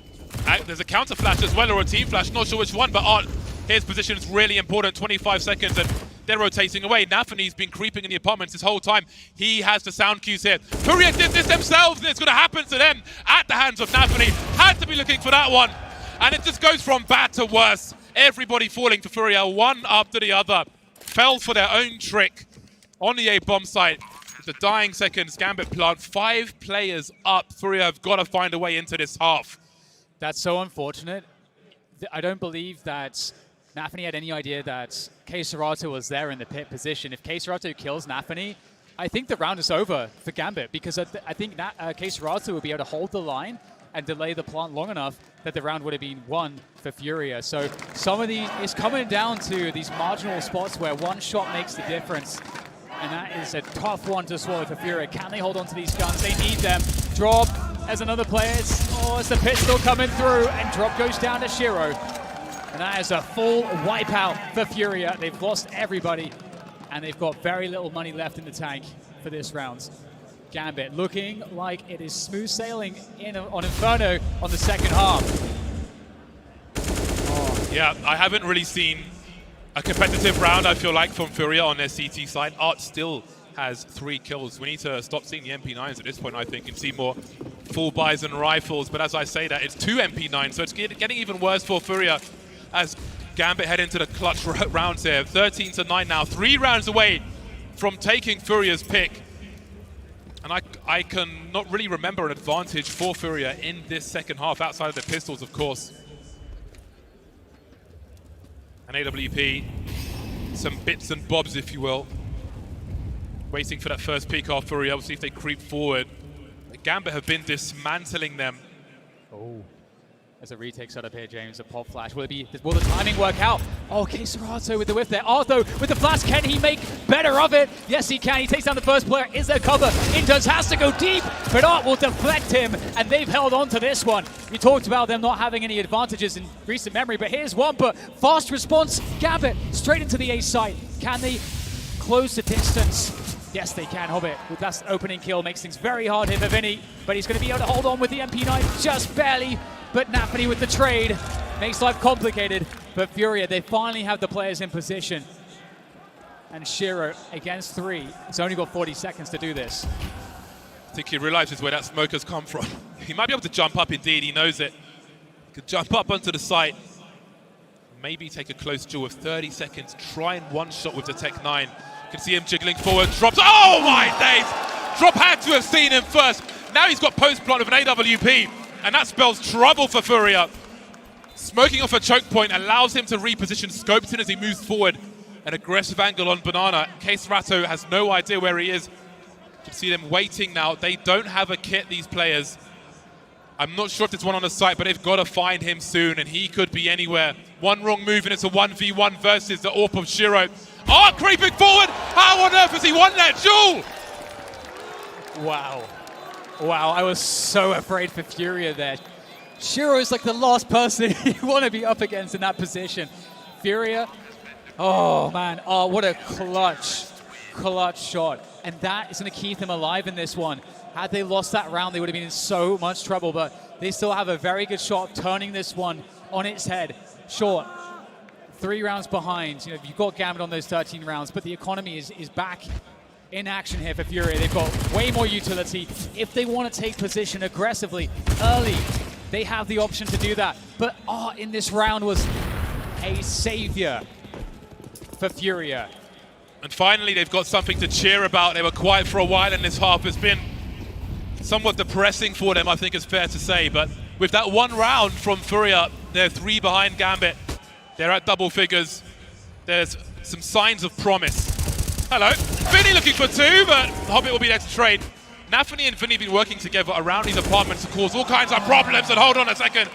kxgo deleted again. Yuri has got to deliver now, but it's just not hitting their shots. Oh, it's heartbreaking for Furia. Just the timing on kxgo, and then that next duel lost, and then the round's over. Just, oof. I mean, Gambit looking to go to 14. We have Furia on the save. They will be able to save an AWP and an M4, but given the fact that Furia just won the last round, their loss bonus has been completely reset. So they're going to have very little going into the next round. They're going to have to make the choice. Do they force buy around the AWP and M4, which I think that they will. But I mean, hold on, can they even hold on to this? There's the challenge, can you believe it? Look at that boost to try to deal with Art. And they are closing the distance. They are looking hungry to get rid of these remaining weapons. And if they are successful, Furia's best chances may have come and gone. Another round in the bag for Gambit. Stamping out the promise that Furia had in that round. That is next level, the marshmallows. Yeah, good luck eating those.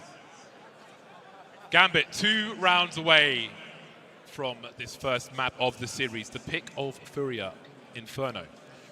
2 rounds away. We've seen a lot of whiff shots with the AWP from Furia. We've seen a lot of problems for them. We've rarely seen a full buy for them in this half. That said, their backs are to the wall now, and that's maybe what they need. And the guys at the front cheering for them. I can hear their voices again.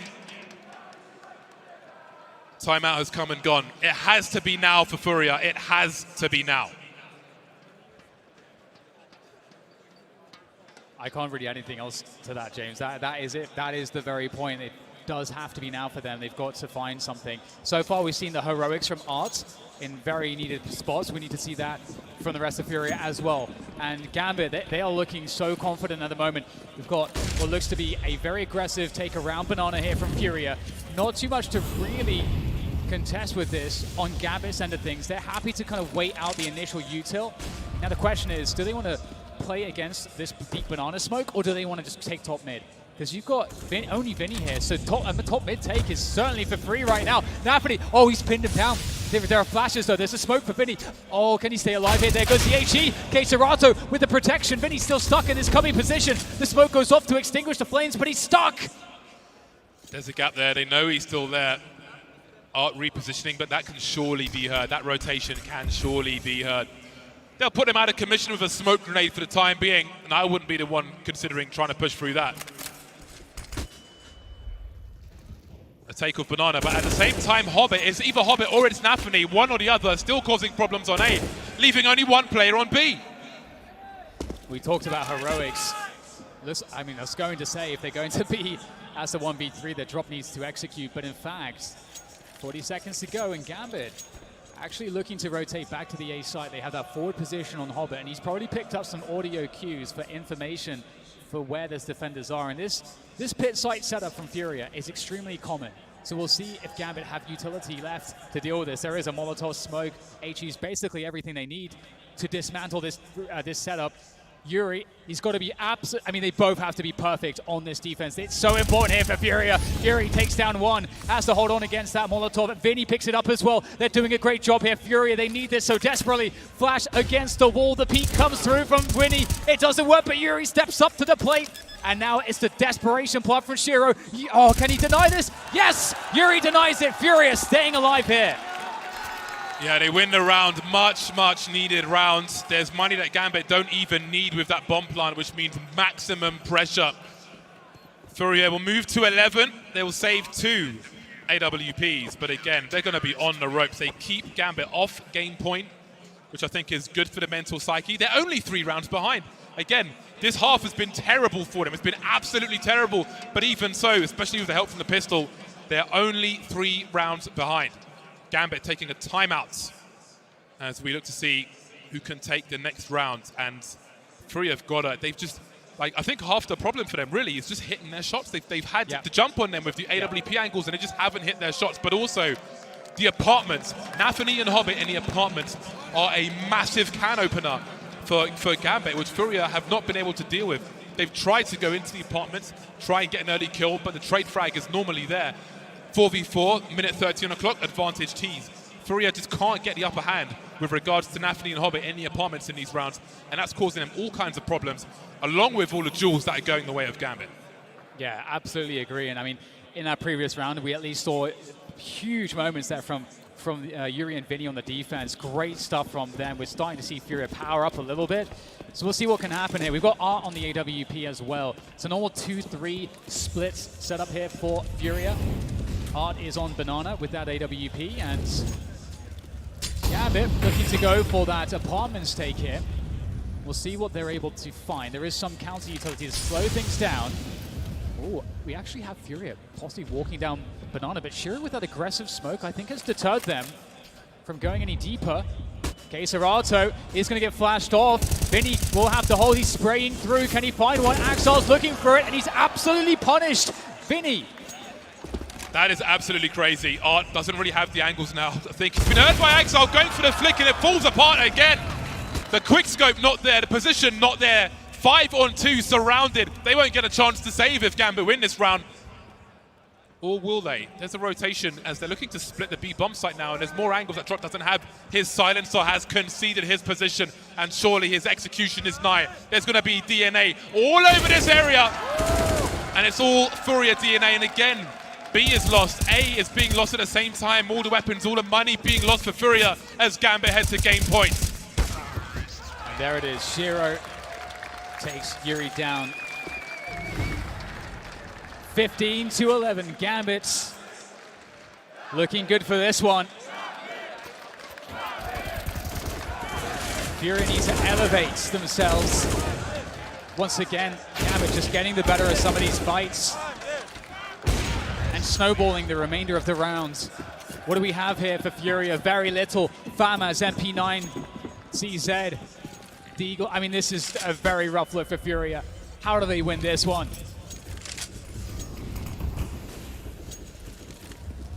They've been at the mercy of Gambit in most of these rounds. At the mercy. How do you take things into your own hands with these tools? They've got a few flashes, a few smokes, some hopeful high explosive grenades. And you can see the urgency with regards to the apartments in the last round of that incendiary we saw on a balcony. But Gambit had so much time, and Hobbit's there again. Loves the furniture in that room.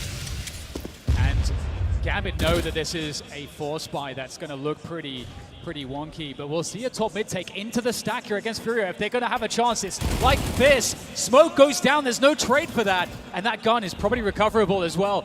You can see, I think the HE went there to try to blast the gun back to his teammates, and they're going to have to go quickly to that B site. It's desperation mode here for Gambit. Oh, he's found one though, he's got another headshot.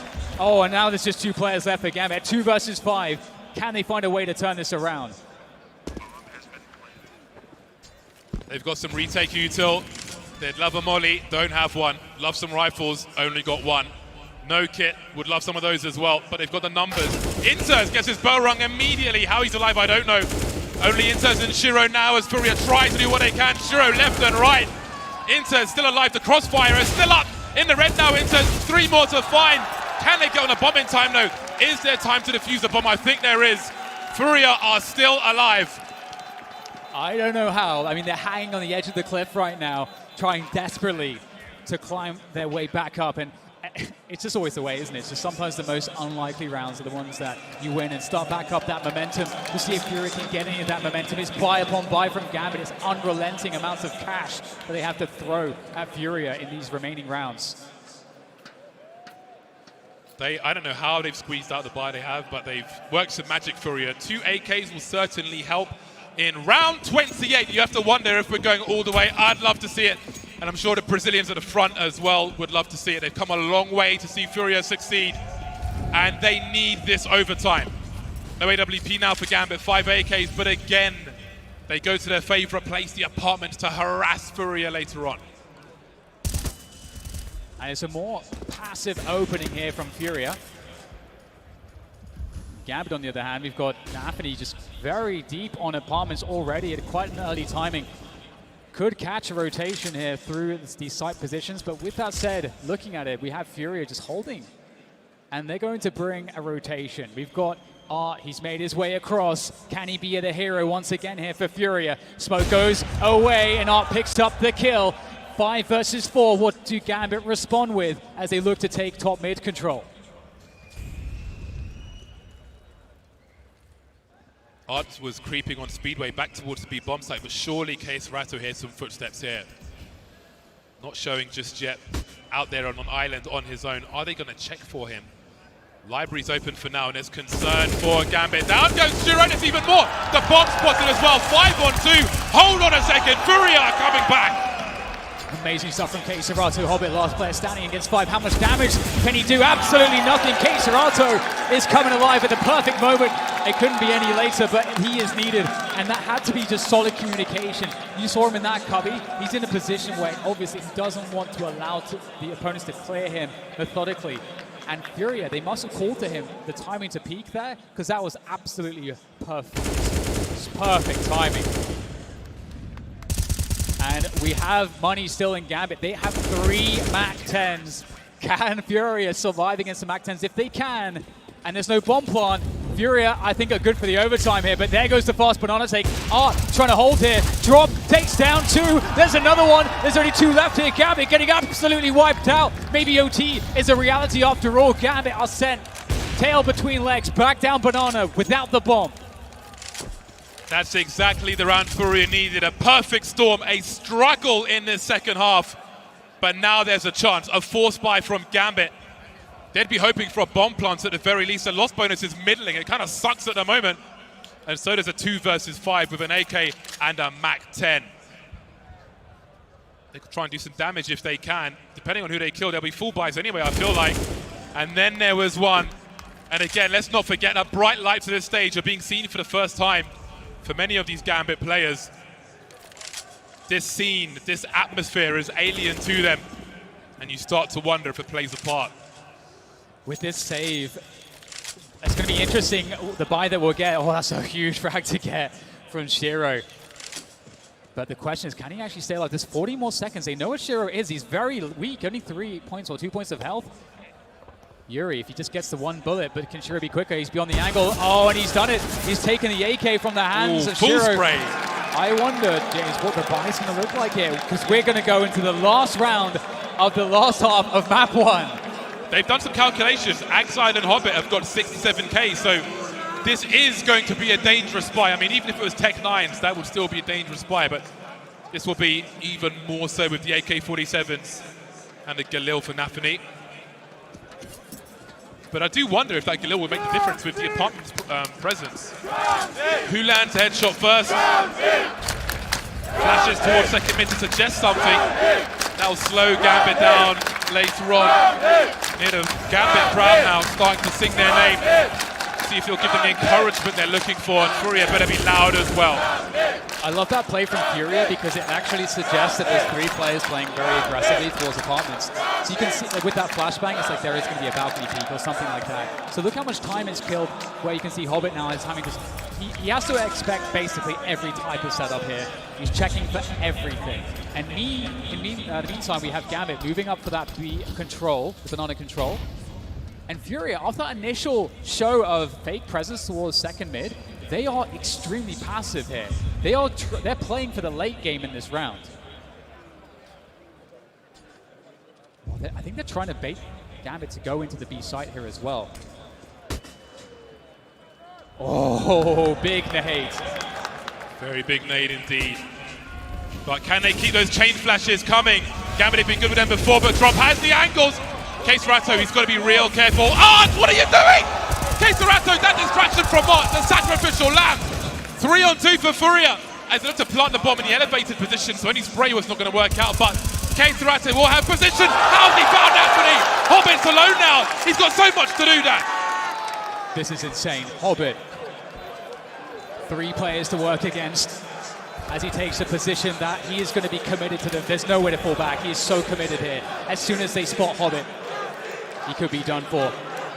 How does he get the jewels that he needs? It's got to be perfect. This might be the moment. They're throwing the nades in. Hobbit trying to spray him down, but Yuri takes the kill. And Art, oh my God, he has to be the most insane player I've ever seen. He's pushed to smoke in this situation with an AWP, James. Art is crazy. He's a lunatic. A lunatic. He does what he needs to do. He leads by example. He is the personification of that Furia art style. The way they play is all him. That is crazy. We're going to overtime. I cannot believe Furia had it in them, James. They had it in them to come back. They were looking out for the count. Gambit were winning rounds just with their resiliency, with their methodology. It looked so clean. And then Furia, they went from missing their shots, James, to coming up clutch. They brought it to overtime, and maybe the worst is behind them as they glean more information to find out what works, what doesn't work in this CT hub. 3 more rounds to go now as Furia try to hold on to their map pick of Inferno with the crazy plays from the man himself, Art. There are more plays to come. Full buy for everyone concerned. 3 starting on Banana. Gambit not contesting too much at the beginning. Hobbit in a lot of fire actually. Half health as is Axile. Pop flash plays on Banana. Art saying hello, trying to tag through the wall. Gambit must be careful. Yeah, that was very scary stuff there, top Banana. We'll get Gambit resetting out. But that's great news for Furia. As they still have that control, they have that information towards Banana as Gambit start to pressure and take away top mid control. And this actually allows, as you can see, a rotation from Furia to assist A. However, if Gambit cut noise for a long time, Furia will have to rotate back to the B side. So we'll see if that happens here, because we know Gambit is comfortable playing a slow round. However, they are bolstering numbers here, and we might get a counterplay. Kserato playing really close. Art is there with him. Can this duo work out? No! Oh, he's missed an absolute sitter! Yes! But he's come back. He's come back, but here's Kserato. Nafani has destroyed the defense around Arch, and Vinny and Yuri are in trouble here. They're in so much trouble. Time is not on their side. Gambit have got 40 seconds to clean this bomb site up. The bomb's been dropped though. Hold on a second, they've got to fall back. Drop still on the B bomb site, going down Banana as there is a stalemate for the time being, but the pressure starts to rise on Gambit. Nafany getting tagged like a piece of meat in a supermarket, but he's alive for now. 3 on 3. The flank is on the way, 20 seconds. They're stuck in this choke point. 2 on the short position. Down goes the bomb, down goes Nafany. Hobbit's alone now. Again, he's got to clutch it. 1v2, 10 seconds. FURIA are in the lead. I can't believe this, FURIA. They are looking so crazy in these moments. Like when it gets extremely intense, they're rising to the moment. That is a huge, huge round to win. They got the OT. They've reset everything. They have to have all the momentum right now. Gambit have to be feeling like they should have just closed this one down already. They were not supposed to win that. Gambit hesitated. They got stuck in the short position. The bomb got dropped top mid. And I don't know if they knew what to do. They were stuck there for so long. That clock's ticking, the rotation's coming through, but that's in the past now. Second round of overtime. FURIA, maybe they're in the driving seat. Perhaps mentally they are. They never stop pushing, that's for sure. But again, Gambit will try and find the magic they had earlier on in these apartments. Hobbit and Nafany causing so many issues. But it was on long when Nafany caused problems last time, and Hobbit picks up where he left off. A 5v4. How do FURIA turn this one around? Yeah, this is really interesting because, yeah, FURIA have double orbs. That is hard to retake with double orbs here. So I mean, you would like to see them find a play, find something before Gambit take a bomb site. And right now they're sacking towards the A site, but we can see Gambit, they're going towards B right now. They're looking to get that bomb planted, and it's only dropped there with the AK-47. Assistance is on the way in the form of Arts. However, there's smokes to isolate Art away from these positions. Art's going to have to go deep. We know he loves to go through the smoke. He's going to go all the way here, James. Can he do it again, though? Flashbangs will be coming, surely. There are 2 flashes in the hands of Gambit. The smokes will come first. That could be a meaty one. Not too shabby, but they've got to find some kills. Gambit on the push now, but they've been slowed down by the Molotov. But still, there's only 2 players here. Let's not forget the action we've seen from Gambit on the other side of the site. 2 players on the B box, on the A box side, while the push comes through towards A, but the bomb's not committing just yet. Down goes Nafany. Hold on a second. Hobbit with the flank again. Oh, he's through! Raptor, what are you doing? Shiro's in no man's land. He's got nowhere to go.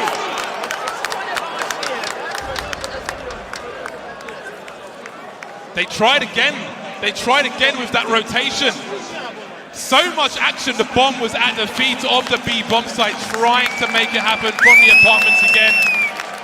Some of the shots csgo has missed this match, and some of the shots that he's hit, unbelievable. It's about when as well, though, right? Yeah, absolutely. I mean, since they were against match point. Gambit have to be nervous now. Oh my god. When you lose a round in a fashion like that, a free kill, a sitting duck. Serato in the face, baby! 446 damage, roughly. Very close. And suddenly, FURIA have got 2 from 2. The CT side has been their problem. They've got every round so far in overtime. Such an important map here for FURIA as well. Overpass.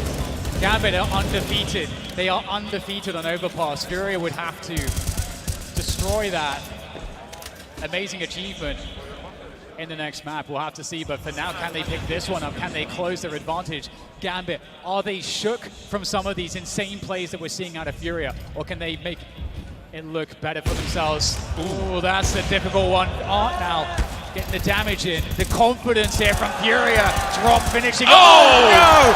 Oh, that is just totally gross from Drop through the smoke. If it wasn't bad enough, James, FURIA are looking to completely clean sweep this on the CT side of overtime. Gambit getting turned into an IKEA table, getting drilled on Banana by FURIA.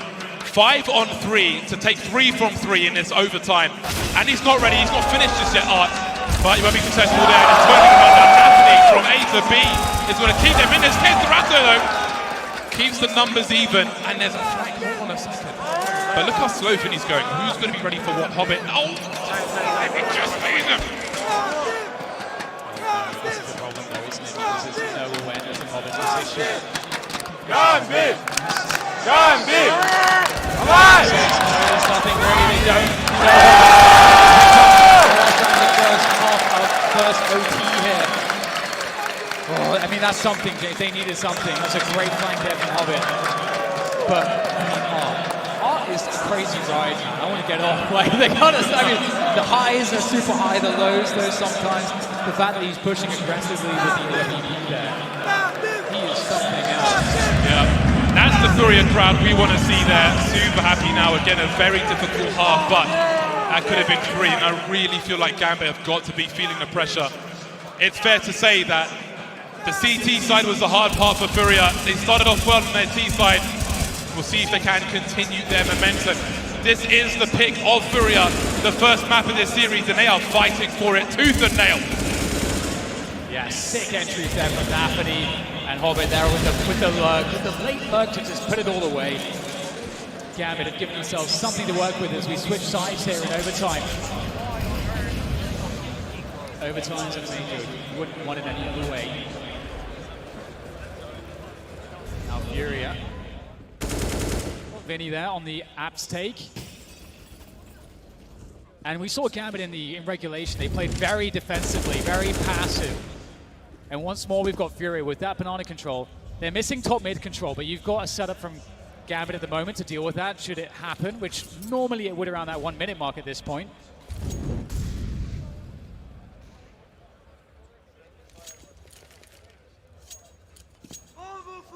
Oops.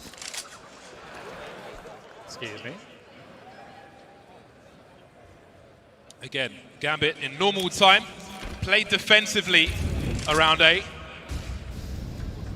Weren't concerned of controlling top mid, but you can't take anything for granted on the TC side. There must be a process with which to take top mid, and that takes time. Nobody knows what lies beyond that smoke grenade. But it seems Gambit will look to creep up that short position. They could be in trouble. There's a smoke to isolate fights, and they're starting to charge through. Hold on a second, though. They're lining up for Inters. He's found 2 and the bomb. Surely it's a full rotation. We've got 2 men in library now for Gambit as they try to hold on. 25 seconds to plant this bomb. Still on the floor for now, and it goes from bad to worse. 5 on 2, 5 on 1, 5 on none, and the score is tied. Yeah, sick quad kill from Inters, just walking down that pit position, anchoring it completely without issue. And now 17-17, a good start there from Gambit. Can Furia hold their nerve against Gambit? This game is what it feels very difficult for Gambit at the moment.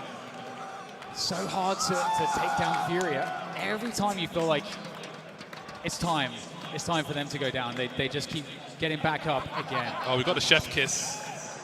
Hope you wash your hands, buddy. All right then, 17 apiece. One of these teams needs 19 to take this first map. Otherwise, we head to more overtime. I would not be against it. I would not be against it.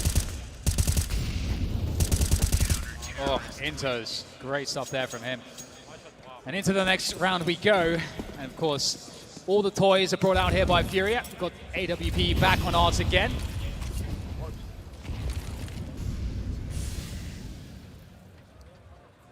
Furia wait patiently whilst that initial utility is expended by Gambit.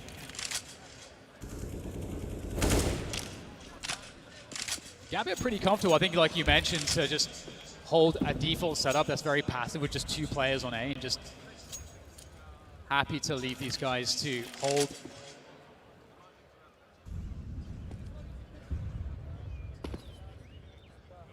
Sound cues for the Gambit players on the B site.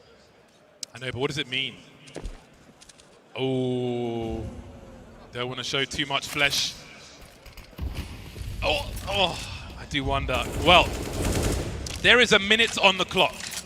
There is a lot of time. Got to be really careful about those jiggles, though. And it seems that Gambit will try to thwart the intentions of Furia with more grenades. So they're throwing junk into this B bomb site, but will they commit behind it? That is the question.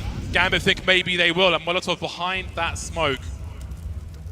Once these smokes have gone, there's no more smokes for Gambit, and there are for Furia. 29 seconds, 3 players here, 1 is in CT, they know that much, and the swing starts.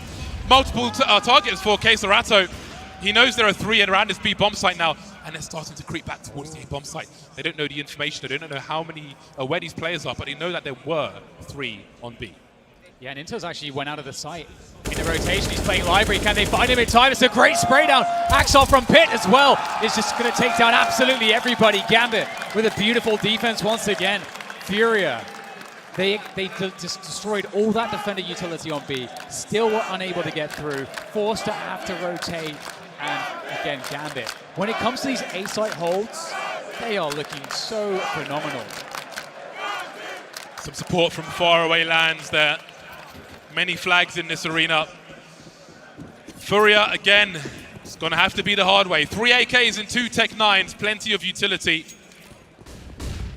And Gambit will... thought maybe they'll go aggressive here. At least they'll have the utility for it. Hobbit. He's probably jumped on Banana more than anybody else in recent history of Inferno. Lucky to get away alive in this situation. See him 15 HP, trying to avoid a grenade with some elevation. Now, do Furia just go straight in here? What is their read? It's not often that it happens, but when it does, it can prove quite promising. It looks like they might do. Yeah, they have to just shove all in on this B side. Just all the bodies going for that CT challenge. They're going to try to take down Shiro. He's taken down 2, though. It's looking very difficult indeed here for Furia. They're running out of players, running out of chances. This construction hold is absolutely disgusting. Kate Serato, last player standing. It's taken down 1. There's 3 more players to go. Has to go beyond the molly, but that's a wrap. Gambit, they hold their nerve, and they take down Furia. That's 1 map in the bag. And we're going to the pass next, and Gambit looked damn scary. That was quite the test for Gambit. Looking somewhat stronger in that map, I think it's fair to say the pick of Furia, who you imagine need to win their pick, but for them it's going to have to be the hard way as Gambit looking a bit shaky towards the end there, especially in normal time. Overcome the early rounds from Furia in overtime to take it at the end with a very strong hold on that B bomb site. Well, there it is now, Gambit much higher ranked than Furia. Again, Furia the underdog here. You started to wonder about that power, that strength, that aggression in overtime, but it is Gambit to take the first map.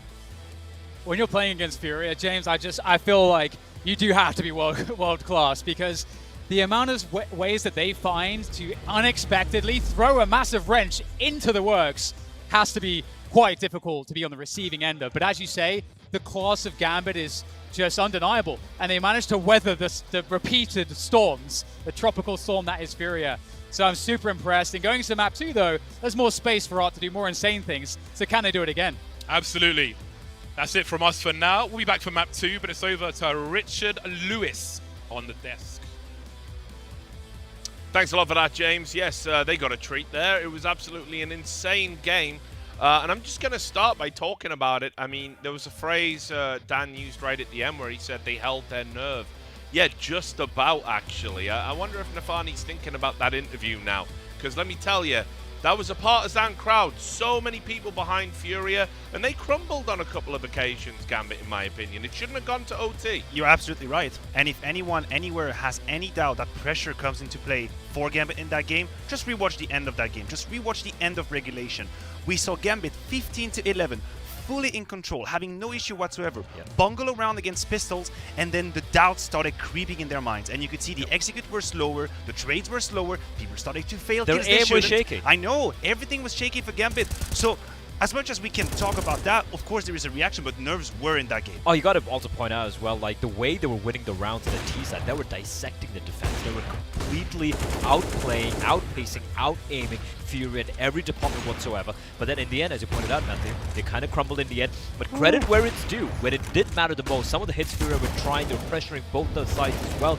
They didn't budge. So the final couple of rounds they won, very convincing stuff. To me, you have to put it in the context of the map and the map record. Like, this is the map that you're supposed to win for Furia. Oh, yeah. By the way, if Art just turned up more than like 3 rounds in the game, probably they do win this one. He was kind of lacking on the AWP there, kind of invisible in the server a lot of the time, beyond a couple of highlight rounds. You look at Gambit's not supposed to actually be that good on this map overall. I think this is like a bit of a statement game to show that you can hold your nerve. You don't get put away easily, even on this map that you're not supposed to be that good on. And I'll throw this in there as well, right? We know how good Gambit is at punishing aggression when they're on CT side. So listen, Furia, it was too many rounds. Like, you needed to get a couple of these and be gimmicking and win the game off it. You can't try and play 30+ rounds against this team and think it's going to work. And this is what is kind of disappointing for me, because the one thing I did notice from Art so thus far in the Legend stage has been he's been playing a very different style of Counter-Strike to what we've used to seeing from him, right? He's been more restrained.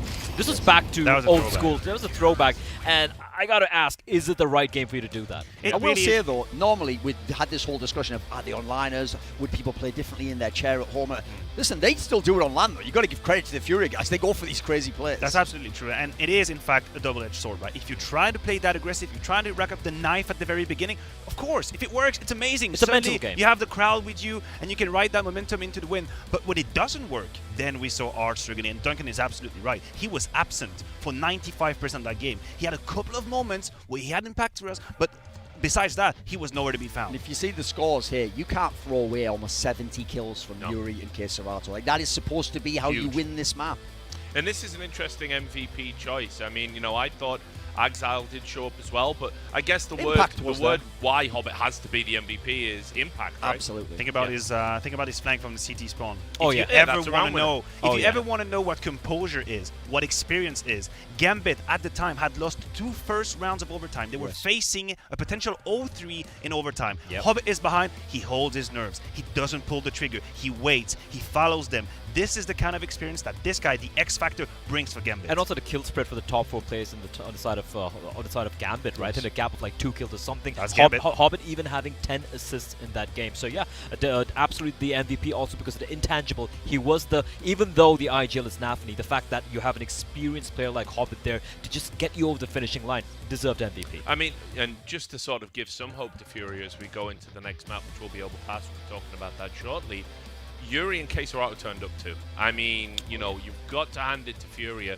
The twin firepower that we talked about of those 2 players, it was there on the server. And again, in such a close game, I'm sure Art is going to be feeling like I've let my team down a little bit because those guys turned up too. And you even saw kSerato was trying to work that secondary AWP. He's trying to give him a different look, so it's not always the same. I mean, you saw how effective Shiro was holding that site down. It didn't always work, but I like the idea they were mixing it up a little bit. And another silver lining as well is that Drop, I feel like, did a decent job. Right. He was pretty solid. He had that triple kill at the time where everything mattered the most. So if you're Furia, you're actually looking at a roster that is relatively deep. If Art doesn't miss the mark in that first game, pound for pound, they could match. And also got to bear in mind Vinny as well. Like look, especially in Inferno, is not going to be the star, so to speak, right? But if you look at a T side, for example, the amount of space, amount of information he's gleaning from the apartments area, enabling them to go for these last-minute fast rotations as well. Like everything's clicking for the side of Furia. It's just Art, and it's I had to say I hate to say it, but he did kind of not deliver here today. And that is the problem. And this is where we are about to test the resilience from Furia, because I guarantee you, in that game, as they're doing this comeback, they are feeling that Gambit is losing the plot. They are feeling that they are regaining the momentum. They are taking control over the game, and suddenly the rug is just pulled from underneath their feet. And we're going to see what kind of reaction, because now Gambit have withstand the hardest test. The moment everyone is looking at you, you were about to bungle the first map, but no, they bounced back and they did it. We have to see Furia's reaction now. We will see if that momentum will continue. We're going to take a quick break. When we come back, we're going to be breaking down Overpass and who we think is going to take that one. Make sure you join us.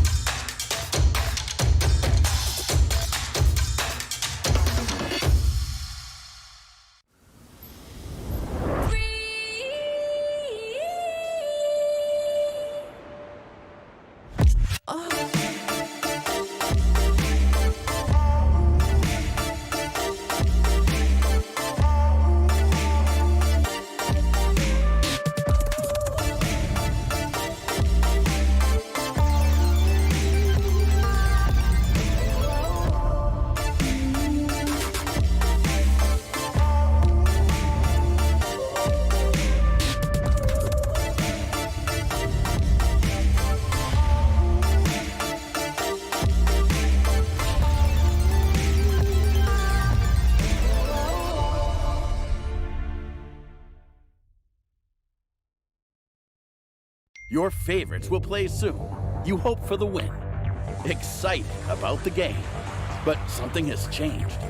You start to doubt. Will they pull it off? Or will they drift away? you pull yourself together. Because you're sure they're revved up to win. You know they've prepared.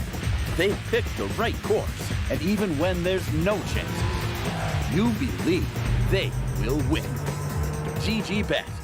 Be excited.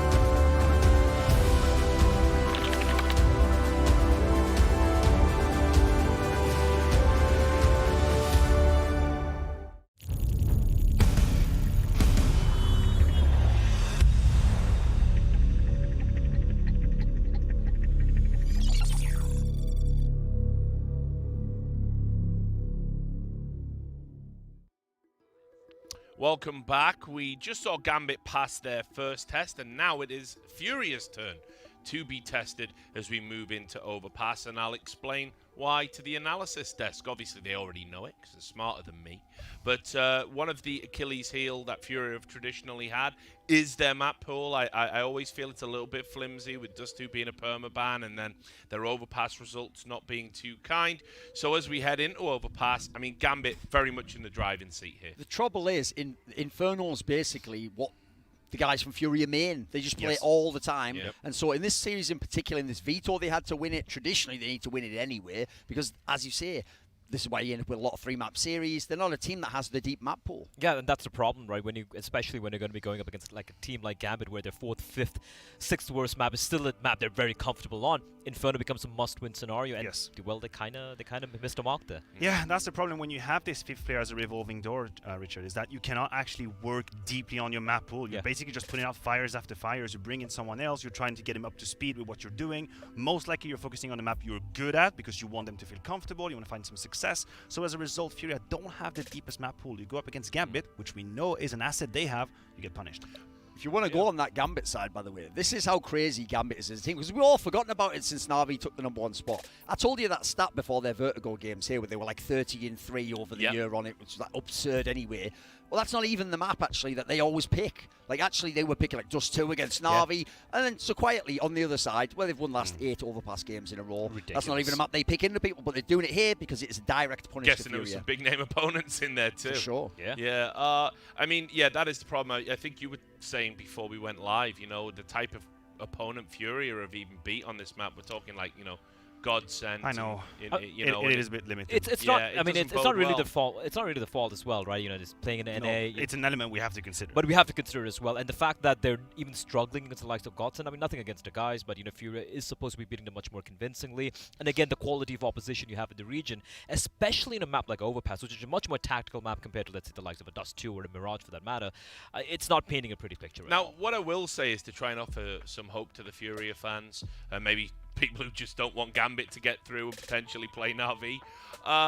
You know, I still don't think I've seen the convincing Gambit I saw in the online era yet at this major. I think, you know, yes, they're utilizing that experience mostly through Hobbit, who's probably been their standout, which tells you its own story, to sort of get through these series. And I think that means that if Furia can just find a few rounds early on, frag out, you know, maybe utilize the firepower they have, they could put Gambit in an uncomfortable position that they're susceptible to crumbling under. I think people are forgetting how the Inferno game began. Like, it was going totally fine. Like, the pace was great when you consider the side that Furia was on. It was looking like they're going blow for blow, big rounds. Gambit as a unit has to beat them. So, yeah, I agree. Like, I have not still seen the dominant Gambit. They're getting the wins, which is all that matters. They're getting the map win streaks up and all that stuff's great. But they are not the team that just destroys you like they did online. So, even though this is a punish pick and the map veto all says it's going to happen, I have to see it before I know that Gambit's just going to completely blow this away. And here's the problem with the side of Furia, CD side. I'm assuming they're going to be starting on CD side over here, right? They're going to choose a side. It's too static for my liking. Overpass is a map. You look at the greatest teams who play Overpass, they're going to be dynamic, they're going to be aggressive, they're going to be slowly phasing back their defense as the clock winds down. They play too static for my liking on the B side, just setting up crossfires. Listen, you give the space for Gambit to work with, they're just going to dismantle you. And that's why Art, I think, is going to be, you know, kind of instrumental here. We know he likes to push, can create that chaos, so hopefully he can bounce back from the poor first map he had. Anyway, we are ready to get into Overpass, so I'm going to pass you back over to James and DDK. Thank you very much, Richard. Absolutely. Going into map 2, James, this could be a playground, an absolute playground for Furia. They love to get aggressive. They love to create situations. As we saw in Inferno, it's kind of easy, I think, for Gambit to kind of control that because it's a tighter map. But if it's going to happen in this series, of course, it has to happen here. There's no choice for them. But I feel like this is a good map, at least. It's open. Oh, look, my butt's on the internet. Oh, that's nice. I think that the style is fantastic here because Furia are going to bring it. They're going to have that flair, that style, that aggression, which I think is going to be very important for them. Of course, having lost their own map, you would expect them, oh, okay, they're going to be, you know, against the ropes now. And maybe they are, but I can't see them having a more difficult side, like on the CT side, than we saw in Inferno. It was a real struggle for them. I'm wondering if they came in cold. We saw a lot of AWP shots missed in crucial times where they really needed to land that shot. So I do wonder now if that's all out of the system, they can bring their A game into this game of Overpass and take us to a third map. Yeah, I'm totally with you there. We did have a slow start for the individuals of Furia, but here we are, map 2. Make some noise, Stockholm! This is map 2 of the Major. We're in Sweden. Furia and Gambit. This is going to be incredible. Furia on that CT side, James. We talked about how important that aggression is. They're starting off on the side, which allows you to be aggressive from the get-go, round after round. And Gambit are going to be on the receiving end of that. But here in the pistol, looks like Furia want to make a play in connector. Gambit are headed right for it. Starting off well, very important. Sometimes that's the pistol, sometimes it's the consecutive rounds. We can see Yuri will thin the numbers out somewhat, thin out the herd for Gambit, but there are still 3 players making their way to that A bomb site. Sure, with the off angle, not able to connect, and maybe he'll be a bit cold coming into this one. Oh, great shot there from Axile, and that's the bomb down as well. Furia able to recover some kills here as they move closer to that A site for the recovery, but there is a play in bathrooms from Axile that could dismantle everything. It's all about the timing. Inters has to keep the distraction alive here, so that Axel has time to work this flank. He's going deep, he has to. Great shot, Axel's all on you, but it's dropped to take the frag. And Furia to take the opening round. That is exactly what they needed. Win the CT pistol, start as you mean to go on. Now, that is just the first part of this. With a bomb plant, we'll see what Gambit choose to do in the second round. How dangerous they want to make this for Furia. If you're joining us late, where on earth have you been, honestly? Gambit win the first map in overtime, as we can see there under the score. Very strong, well, stronger, I think it's fair to say, in normal time. Furia's backs to the wall, brought it to overtime, started off well, ended terribly. And hey, sometimes it has to be done the hard way, just ask Cloud9. Absolutely. There's a smoke to cut off vision from Fountain. Yuri playing aggressive around Party. And you can see Gambit actually looking to slowly gain space around the A side of the map in this version of their default. And Hobbits absolutely nailed Yuri there, so seen through that play.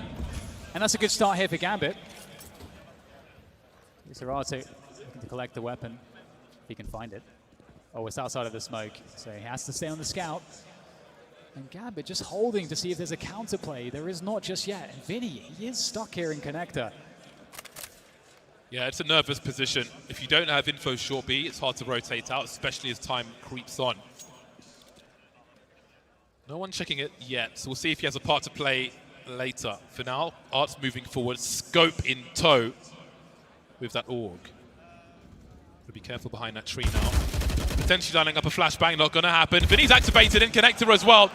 And he doesn't know it, but he's just picked up the bomb, Art. He didn't see it. I think it was dropped before the peak came through, if I'm not mistaken. And maybe he heard it, maybe he didn't, but if he didn't, they don't know where the bomb is just yet. But with 30 seconds on the clock, I can't imagine that bomb makes it to a bomb site. Yeah, and this position from Vinny is fantastic as well. How likely is it that Hobbit clears this? Well, they know he's somewhere because he got a kill earlier, so he has to be around here somewhere. And there he is. Absolutely right. And there's a chance, because as you say, they don't know where the bomb is, but it's just 10 seconds at this point. There is not time to get to a site with this bomb, and Furia, they're good here. Gambit will just be holding onto these weapons, and Furia, they're going to be surviving this one. And honestly, oh, that's a great kill to pick up right before the end of the round. Very well done by Axile. Yeah, he knows they want the rifles. I mean, he's never going to make it there, really. But I'd imagine that's partly why he's peeking. So squeezing some extra damage towards the end is promising for Furia. Sorry, for Gambit, excuse me. But Furia have got a clean sheet for now. Question is, how long can they keep it for, as we can see some rifles coming out for Gambit.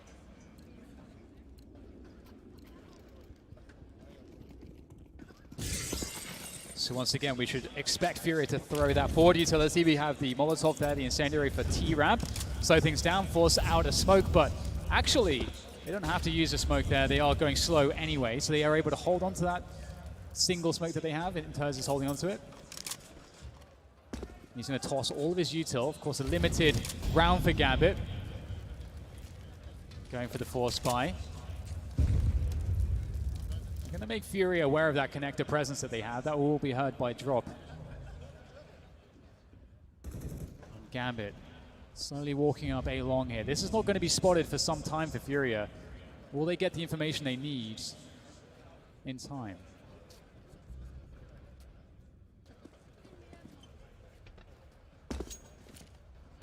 1 minute remains. Now, there are four smoke grenades for Furia, one of which is deployed by Divider. Now, these will be very key in terms of map control, so look out for those. Drop on the B bomb site's got one.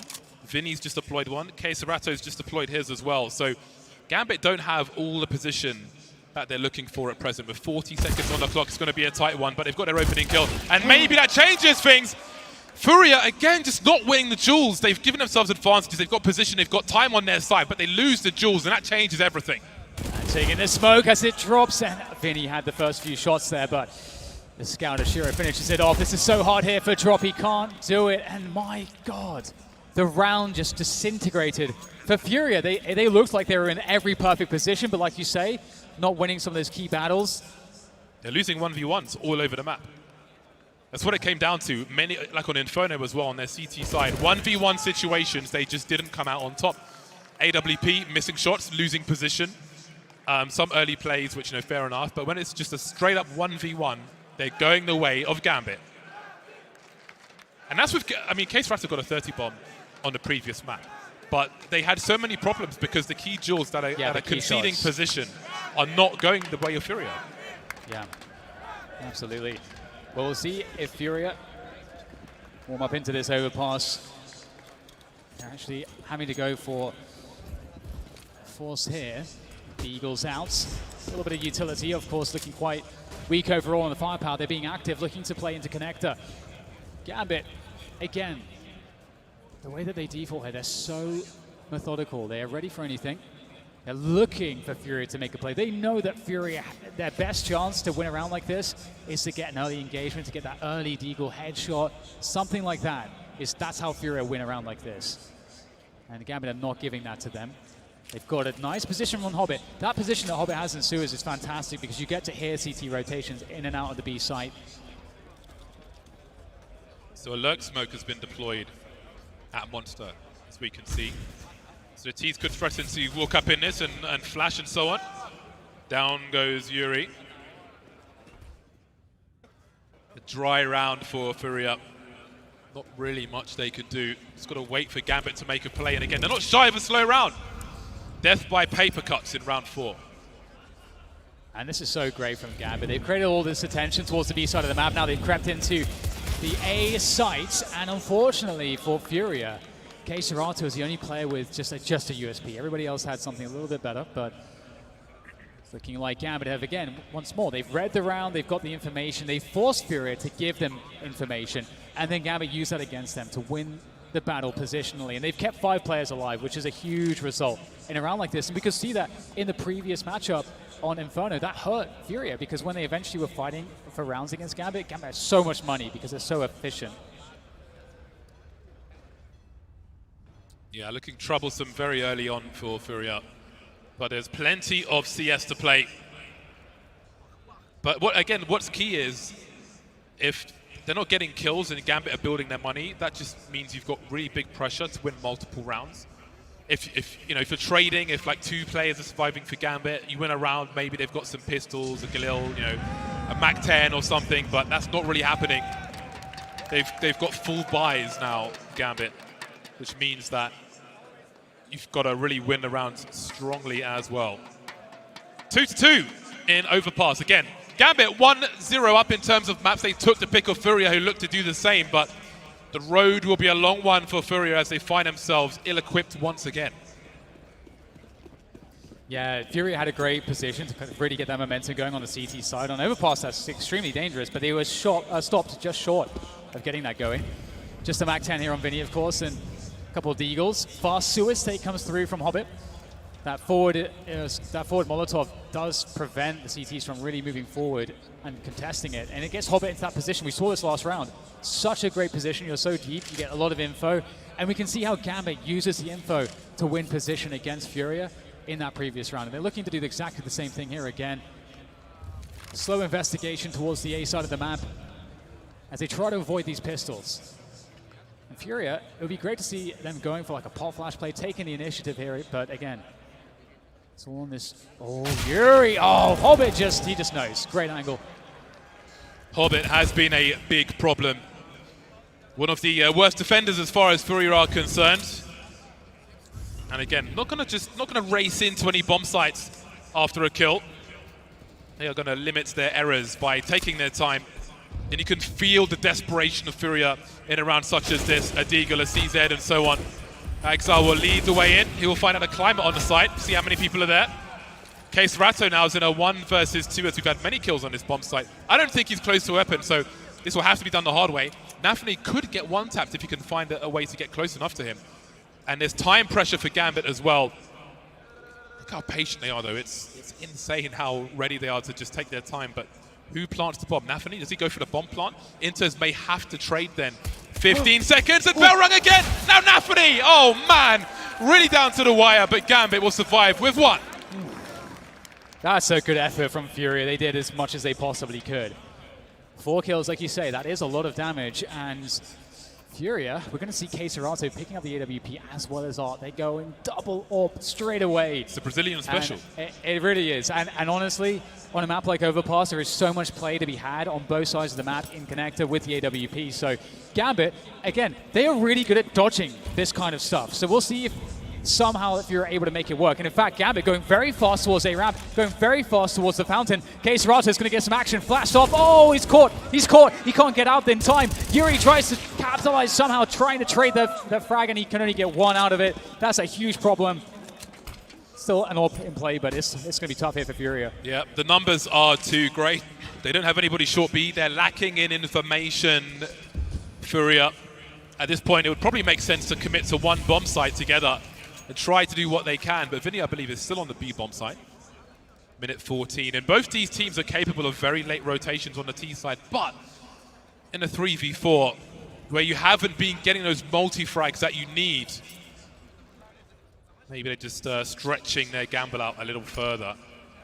Smoke's landing near Arts now as he looks for a player, but no one's showing at the moment. He has to smoke himself up, but he doesn't know how close people are. There's a chance where he could drop a smoke right in this position, which would allow him to try and defend from long, but they have no information. They can't see anyone. They have no idea what's going on. Yeah, this has actually turned out that despite the man disadvantage, Furia might be in a good spot here. If Art's able to connect his shots, time is really of the essence here. As Gambit starts to move forward, Art looking to get ahead of the play.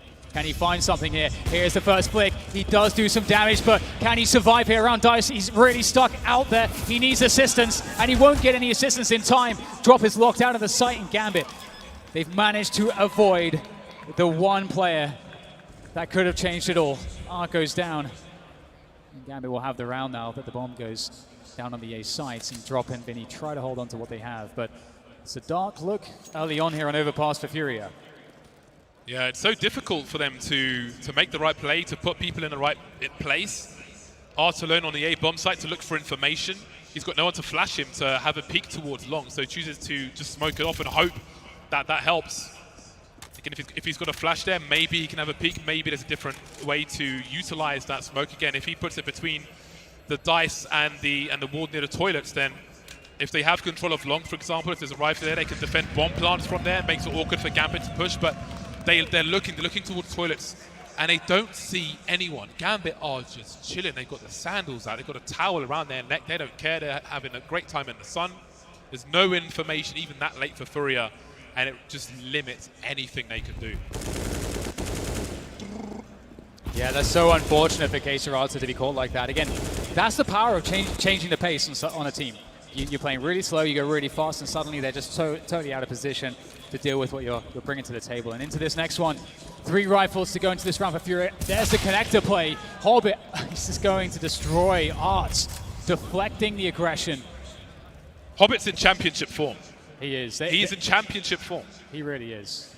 It's so hard for Furia to make their aggressive plays work. Gambit, they're winning the battles, and they're always ready for them. So if you're trying to make it, you're at a disadvantage. You are forced to overperform as the individual on Furia's end to actually make those plays work. And so in that sense, Gambit, not only are Gambit playing their game, they are preventing Furia from getting anything close to what would look like them, the kind of game that they would want to play, that would really get them fired up.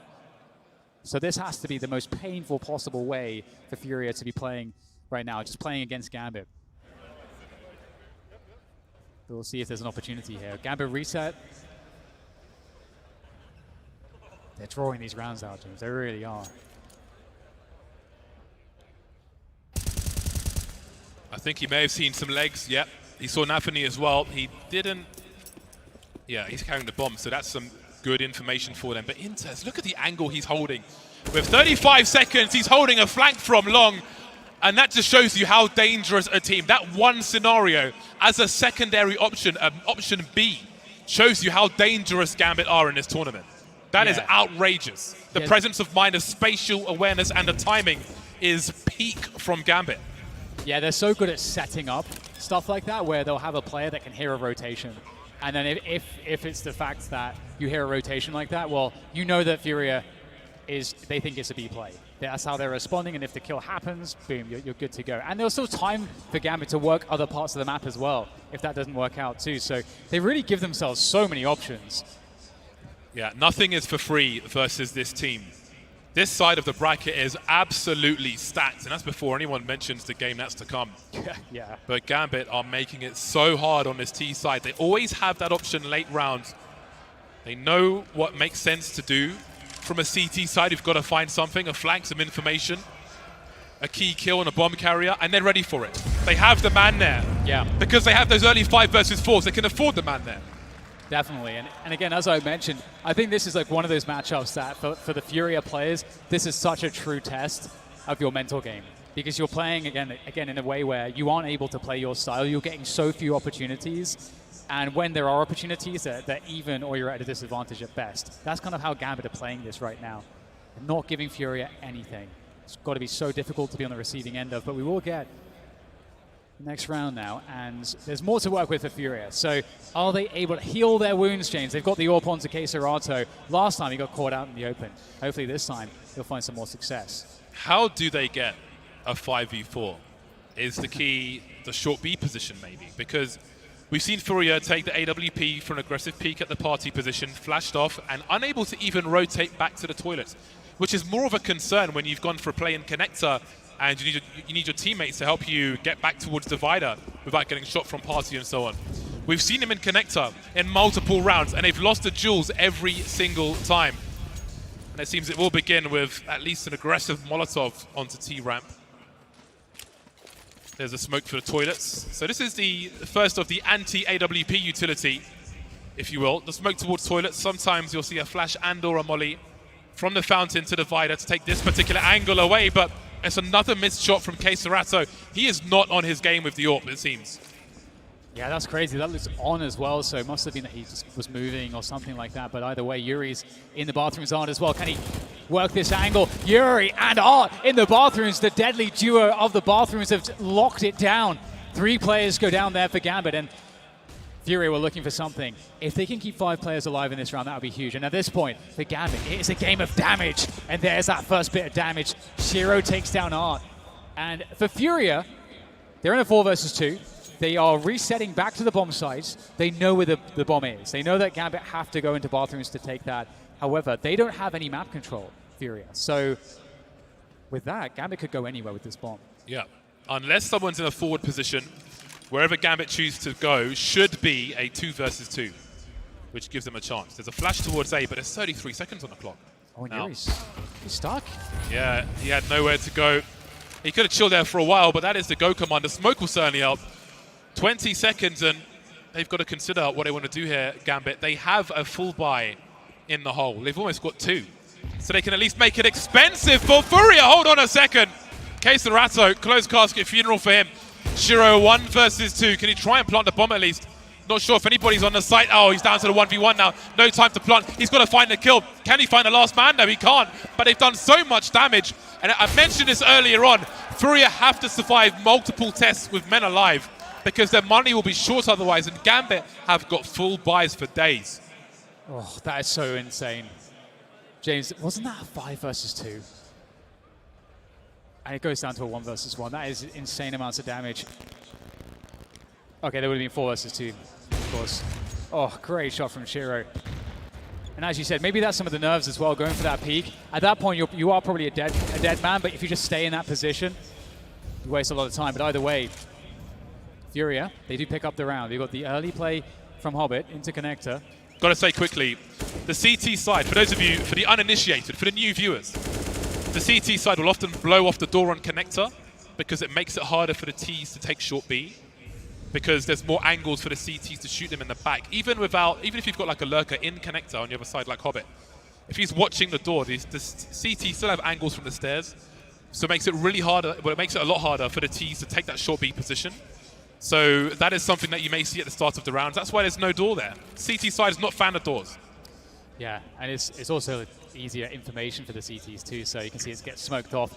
Gambit actually, they smoke it off and they reset around the B side. They're looking to go for that monster swing, and we only have Vinny on the site. He's got just a FAMAS. It's not the gun for this, and he's going to get flashed off as well. Is there any support for Vinny here? He tries to lock this one down. Great first frag from Vinny. He's picked up a second. In comes the reinforcements. Vinny, he's done his job. Yuri's in position on short in time to take down one more, and that leaves Hobbit alone in water. Where did that come from? And it's just Inters left in the 1 versus 2. Blind throws the molly towards the barrels, so he's shown presence from short, tried to reset that by making his way towards Monster. Now this is when you really need to land your shot. That is a very timely HE grenade. Pistol will be good enough now, but it is the 2 AWPs, and one of them is making a lot of noise. 15 seconds to plant this bomb. KS doesn't even have his gun out. Why? There's 15 seconds and he's holding grenades in his hand. Trying to jump peek now. Inters has a chance to plant this bomb. Art had to land that one, but it was way more expensive than it might have been. Either way, Furia make it to 4, but again, only one man survives. Yeah, this is so hard. That one round where Shiro was able to do so much damage. I mean, that's 2 rounds in a row now where Furia win with only 1 player surviving. So their buys are just awful. Gambit are going to be winning the economic game despite losing the rounds. And the pressure really is on. We'll see. Ooh, that was a nasty one. That answers your question. But yeah, we'll see exactly what Furia are going to be able to do here because they have that util disadvantage. Quick take towards the fountain position. Nice shot from Yuri. He'll get traded out though, but we talked about it. Those early frags do benefit Furia. Well, they could benefit them if they can get that 5 versus 4. But so many times it's been a 5v4 for Gambit, and that's caused them so many issues. It's been so hard to turn things around. A 4v4, and again, maybe a chance to fall back, but Furia will always look for a second kill if they can find one. So they have dropped a man for Gambit, but they've dropped a man themselves. So maybe the hard part of this round is yet to come. Vinny dropping off the short B position now, off the rail. They know. And they're falling back, but again, it's that investigation man. Oh, it's Hobbit and Nafany. That 2-man duo, they've caused so many problems for the Furia side. Vinny caught a grenade now, and he is sandwiched, but he's alive for now. Art's taken Nafany out. He knows Hobbit's in the water, dancing in the ammonia, dodging the bullets until that last one. Hold on a second, Axel gets his bell rung and Shiro's down to 10 HP. There's life in Furia yet in this 3 versus 1 for them, I should say. Art with a cheeky swing. Again, an early frag for both teams, but Furia convert, and they've got 3 players up. No bomb plant means the money is broken for Gambit. Yeah, that was brilliant. And I thought that they knew because of the way the rotation was working out, but actually it was the noise from the lurker of Gambit towards the A side that was pulling the rotation out of the B side. So the timing was very fine there. Excellent stuff from Furia. And they're not done just yet. After that, a very dismal start, they've managed to battle on the razor's edge of just being completely destroyed, but they've come out on top, like you say. 5-5. It's going to be eco territory for Gambit. And Furia should be able to really make some money in this round. We'll have to see. We have some Tech-9s in play. Oh, we've got Tech-9s. The rush B is coming, James. That's my guess, at least. Spells danger, even with 3 Tech-9s. It does, it really does. The Tech-9 is dangerous right now, for sure. And right now, Furia, their economy is terrible. They need to win this round as cleanly as possible.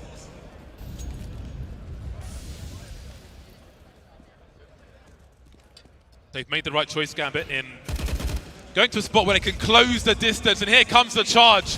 The stampede of Tech-9s into the B bomb site. Art trying to hold as best he can. He's found 2. Vinny's here for support as well. Shiro and Exile remain. Down goes the bomb by the pillar. I'm pretty sure the Swedes have got a different name for that, but I'll go with pillar. Exile now in a 1 versus 5. 11 HP. Any damage he could do would be a bonus. Bomb plant, very unlikely indeed. And Art always up for looking for more, but the shift walk into the angle will not be good for him. And now there's a rifle that can maybe be collected. We've got 3 players in Monster for Furia. It's so smart of Axel. He knows that the flank is very likely coming, and he sets up the perfect advantageous angle. So he is able to get 1 bit of damage out of that, 1 kill. But that's what had to happen for Furia. They had to survive with 4 or more, really. They need to be growing their economy, and they managed to do it.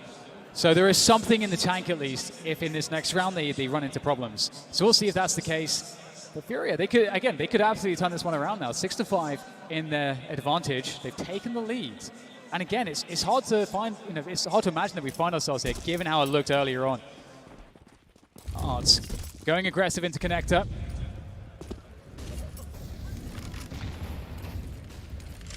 There's that grenade again. But you can see that smoke is going to try and cause some problems. And you can see the utility for Furia. They've lost their angles now for that short B position. You can see the spray from B. You can see the urgency in holding that spot, at least with utility. Gambit with a faster round now. The chain flashes are coming through. Vinny's surely been spotted. He's been domed as well. Drop now in an awkward position where he could have 2 players coming his way. Will they go for a bomb plant here? Maybe trying to fake it. Exile on the site. Flashes from both sides as they jostle for position. Down goes Exile. Drops still alive with 1 HP.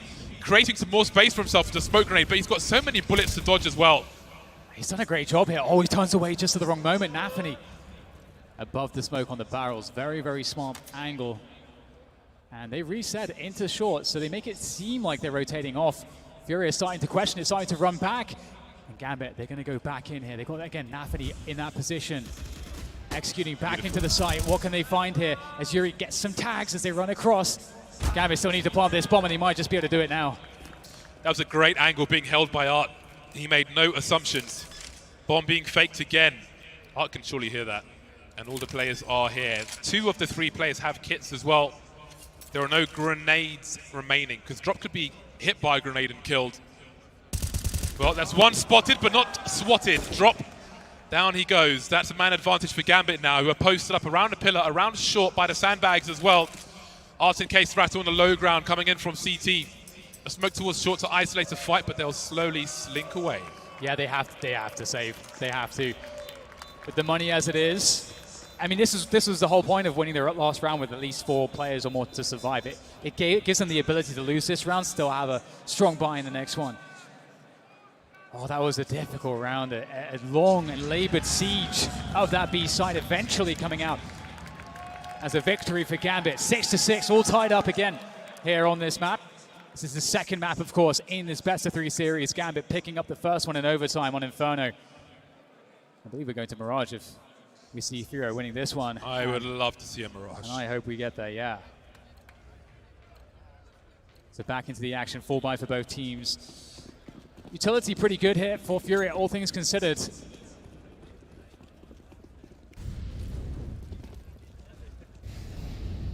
We get that forward Molotov to deny the CT entry onto sewers, allowing Gambit to take control. Yeah, interesting that Gambit are not interested in any variance by taking short B very quickly, but they'll slowly creep in. They have the info too. Art has all the info. He's pushed playground. Yeah. They know they're all around B right now. They can come out of connector though. So Case Rattle will hold that from Divider. and the remainder will wait. And they're going to probably have to wait, Gambit. They like making people wait, like creeping through as well. And they may throw some grenades into the B bomb site just to try and force some utility from Furia. So when they do push, it's a lot weaker. This boost is special because you don't have to jump on your teammate's head. Once you've landed, you can simply stand. It's a quiet boost, a silent boost, if you will. Ooh, Axile. Gets Sting staying alive though. Nafany as well, both Axile and Nafany critically low at this point. There's the 5 versus 4 though. How do they finish the round at this point? Do they try to go into the B side or rotate out? They're looking to rotate out here. They don't have a lot of info there, but they are gambling that it is a pretty free position. That's a sick frag to get. What is there on this site? It's just kSCERATO. He's going to whip that orb shot. He needs to find it. There it is. Quick scope comes into play. The second one not so good though, and there's nothing left on the A site. Gambit once again win the bomb plant. So many missed opportunities with the AWP. Art dashing. I don't know if there's a moment's hesitation, if the target registration was slow in his mind. He had to get that kill there. Nafany wasn't even facing in his direction. They made all the right plays with Art. Even that kill doesn't go their way. They're just not landing their shots. We see it so many with shots with the AWP. A huge flank back. He had less than 10 HP. He requires 1 bullet. But still, they're not there. It's got to be nerves, Dan. Yeah, I would imagine absolutely has to be playing a part in this one. It's been quite touch and go for some of these situations for Furia. I think overall we're seeing Gambit looking more comfortable in that department, more stable. But we saw it on map 1, James. Furia looks out for the count on map 1 multiple times, but despite that, they still found a way to make the game go to overtime and then winnable. He fired shots. I'm pretty sure he fired shots. I think I saw the tracer there. That's rough. That's a rough one. It is a rough one indeed as the smokers deployed towards Monster. Furia, the fighting pride of Brazil, are in trouble in the dying rounds of this half. The score is still close though, as much as it's been a struggle for them. But it doesn't look likely to stay that way with 2 rifles. Shiro in connect with the AWP as Hobbit creeps up the 2-man setup. Hobbit's just there. He's got the right eye peek. He's further away from the corner of contention, and he is looking sharp. Yeah, kSCERATO picked up the gun, though. I wonder if Hobbit's going to notice that detail and realize that that means that there has to be another player in that vicinity. kSCERATO always running back, and Nafany's just lurked up again. The ever-stable Gambit always have plays to make, always have information, and Furia looking to group up into sewers to take something back on the map. And sure, they'll get position here, but they know that Gambit have cleared out the A side of the map. They have no vision, Furia, on the A side of the map right now. And there's 5 players left alive here for Gambit, so they're in such great stead.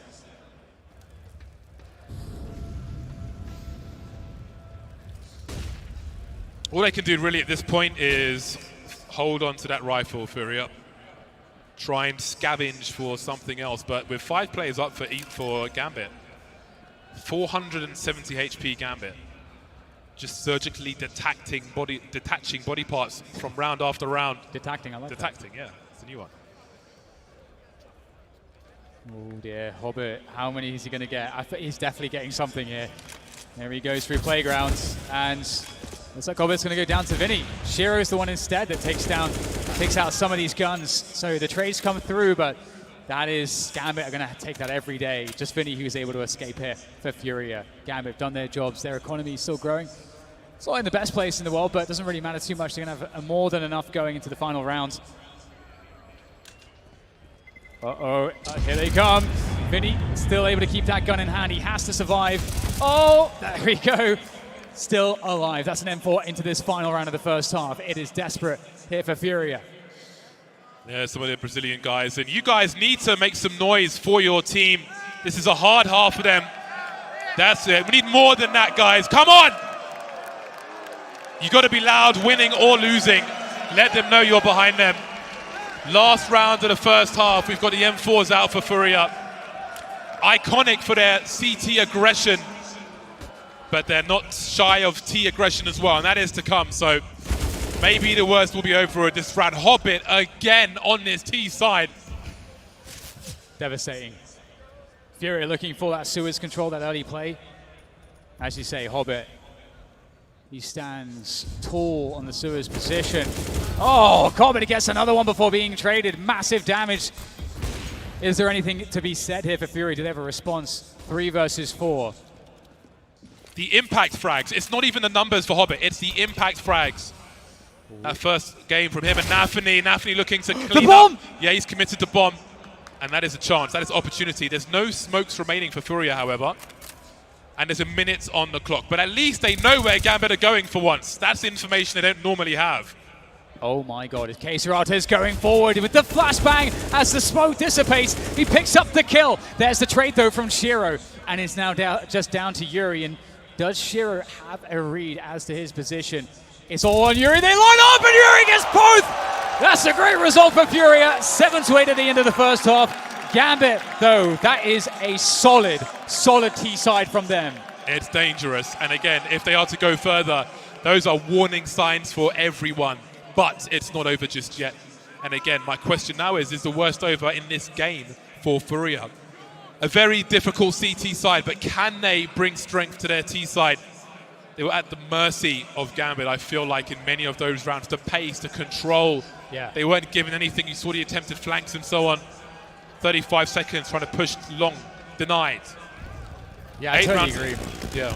I think you're right. Like I think the word control is definitely one of the best words to describe how Gambit play themselves and how also they are able to control their opponent.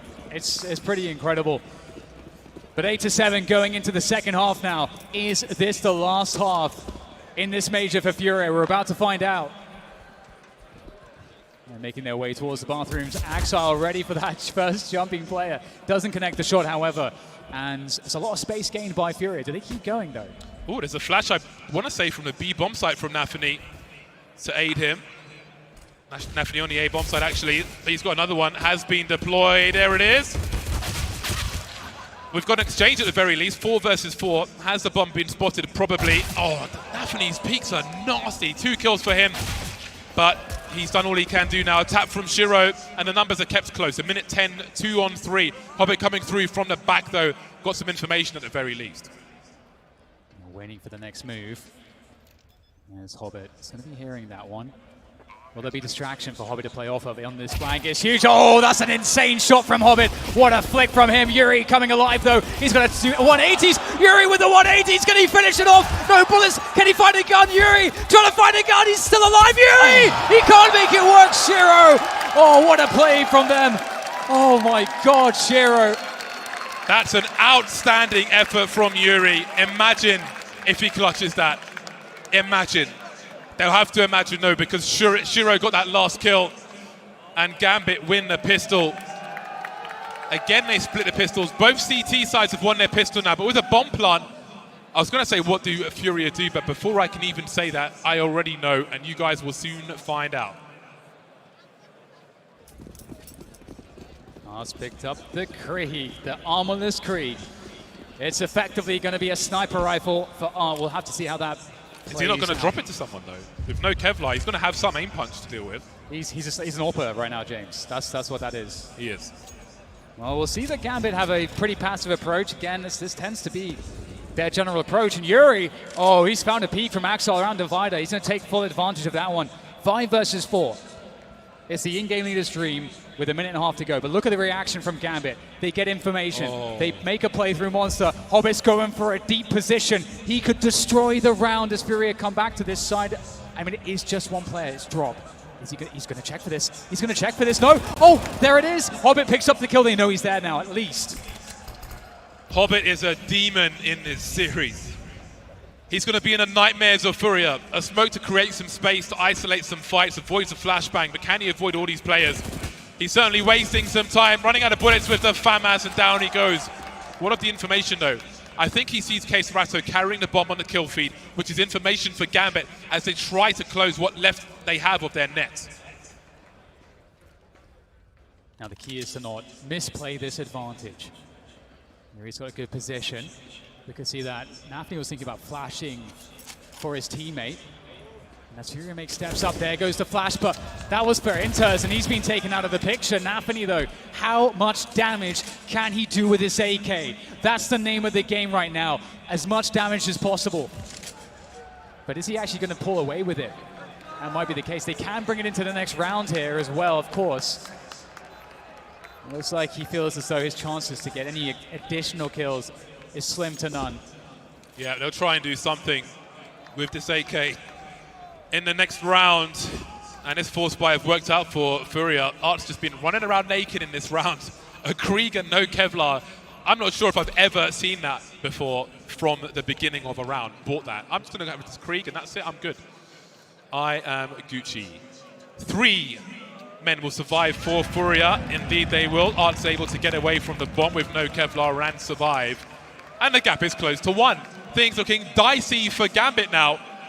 I don't think they like what's on their plates. Yes, indeed.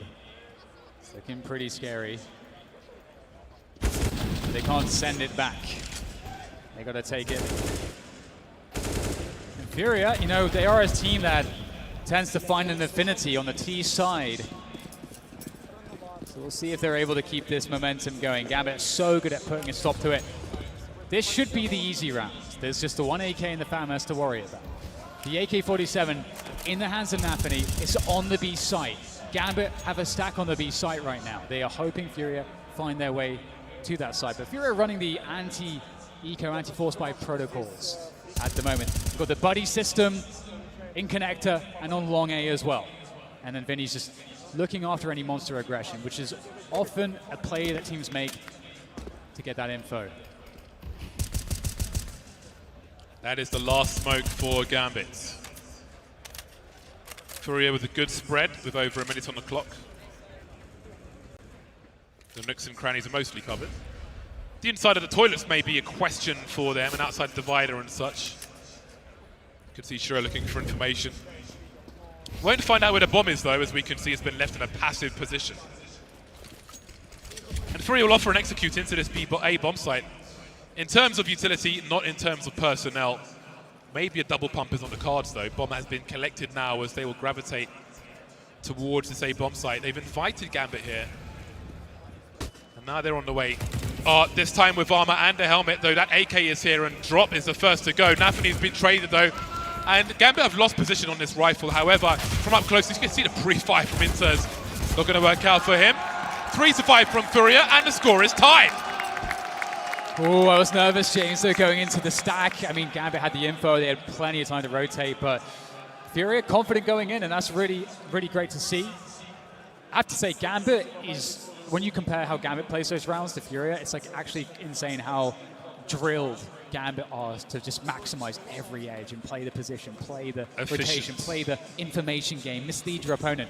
Gambit do all of that so well. Furia, they love a bit of brute force, a bit of pace, and we're going to see that from Furia again. Towards this B site, up against just the USPs. Can they get in cleanly? So far, so good. As they swing from Monster, Drop's going to open it up, as will Art. It's a bold play from Art with the Krieg. The slower fire rate from it is, it's hard to deal with, it's hard to adjust to, but he certainly has. And depending on your peaks, you can have so much utility with that scope. 100% armor penetration, it shreds. It's just a little slower. Now, it's time for Gambit to come through on the buy. They've lost the lead, but maybe this is where the CT half begins for Gambit as they'll be through to their first buy. We can see the AWP for Shiro.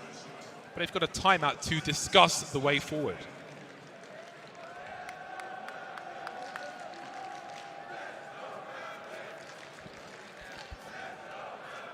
Furia. They're in such a good position now. They've really fought hard for this one. The CT side, it was difficult. It was troublesome. But on the T side, it feels as though, again, they have more of an affinity with this side of overpass. And in general, I would say.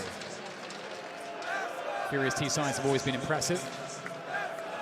Shout out to the Gambit support in the crowd. Some in the back, some in the front, and of course the Furia crowd are here as well. I think I heard some boos, which is always good. Well then, this is a key test for Furia. Again, they have to be a heavy underdog in this series, regardless of the map. The first 4 buy for Gambit on their CT side. Axel has a little peek. wants to see what's going on, doesn't fancy that fight, and he'll fall back. I like the discipline. He wants to engage on his terms if he can. And what does that send as a message to Furia? Yeah, so Gambit, I think with that bit, tidbit of information, they're thinking, okay, connector take, that's under control by Furia, and that gives them sort of information as to the pacing as well as the emphasis on which parts of the map Furia are working from on this part of the default. And they're looking to gear up, I think, Gambit. They're probably thinking about an info play towards Monster. That is a possibility. As we see Axel, he's going to spot one around Divider. Shiro is there with the AWP. They've got to be careful. That's a flick and a miss. Ooh. That looked like a haircut, though.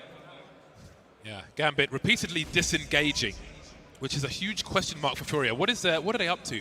What is their play? Exile now creeping up long. Something Furia will have to be careful about. Art has the scope, but Axel has the headshot. Ooh, this is quite dangerous now. There's 30 seconds left in the round. Furia, with that losing that frag, they can't afford to go into the A site. There's no way to have a setup. They have to brute force this into the B site, where there is 3 players. Gambit are ready. They're so ready for this. They know it's coming. They're set up. They have time on their side as well. Here comes Furia, and they're against everything. And it is just a spray down right now in favor of Gambit. They're looking good to hold on to this one. Yuri, can he get any additional frags? They have been shut down by Gambit. Gambit knew exactly what was going to happen after that kill. Nafani rotating to the balcony immediately. We could see it on the radar. Hobbit moving closer to Monster with his teammate in case there was a push at bad timing. They could just punish the smoke pushes, avoid the flashbangs as well for the most part. They were ready for that. They knew what Furia were going to do before Furia knew what they were going to do, and they were conditioned. They were sent there by Gambit. Now, the score is 10-10, so there's time for Furia to adapt and adjust, but they have to read what is happening and find a way to overcome it. 10-10. Full buy for both sides. No money left for both sides. This is an important round. This is a very important round for both of these teams to take control of this map. Art's picked up the AWP, James. We've mostly been seeing it on kSriracha, obviously on the CT side. See what Art can do any better. There's a smoke. Always got to be so careful with this one. Shiro on the other end of it. He's actually tagged someone, I think, or maybe not. They look close. Axel, he's going to get flashed in. Is the timing going to work out for Axel? There goes the peak. Completely blind. kSriracha. Axel converts 2 off of that flash. Cannot trade this somehow. He's got to get something. Axel gets a 3rd. That's absolutely criminal. Wow, that's a devastating round from Gambit. Maybe a false sense of security again. Constantly disengaging in the previous rounds. Just trying to avoid fights until they go deep and then suddenly take the aggression that they surely weren't expecting. How Axel gets away from that with 3 kills is beyond me. Yeah. You know, the first half you could say, okay, Furia losing the duels, maybe it's the AK versus the M4. What's the excuse now? They've got the AKs out, they've got the rifles out on the T side, they've got the numbers, and they're getting deleted by one man. Yeah, I mean, sometimes, that's just such a good example of the fundamentals. It's just a pop flash. It's just a single pop flash play at a timing that just catches Furia off guard. And of course, obviously the skill in Axile, he's going to maximize that advantage and gets 3 out of it. Insane. Yuri, holding onto this AK for now. Would be happy to get some damage in. That is a very weak Axile jumping around there for info. Nafani's heard him. Yes. It gets worse. It just gets worse. Or does it? It's a sharp shot from Yuri, but with 11 seconds, it's a small highlight in a very depressing round for Furia. But again, it's information. There's time to adjust as Gambit move to 11. Gambit will mix up the pace. They'll show aggression when you don't expect it. But also the problem is, how do you overcome that for Furia? Does that slow your round down completely where you're waiting for pop flashes? Do you live in fear? Because Gambit are trying to instill fear into Furia's T side. This is an overperformance. This second kill as well. So sharp, drilling the whole upper body with the M4 there. And the 3rd kill to boot. Shut down the round at the party position.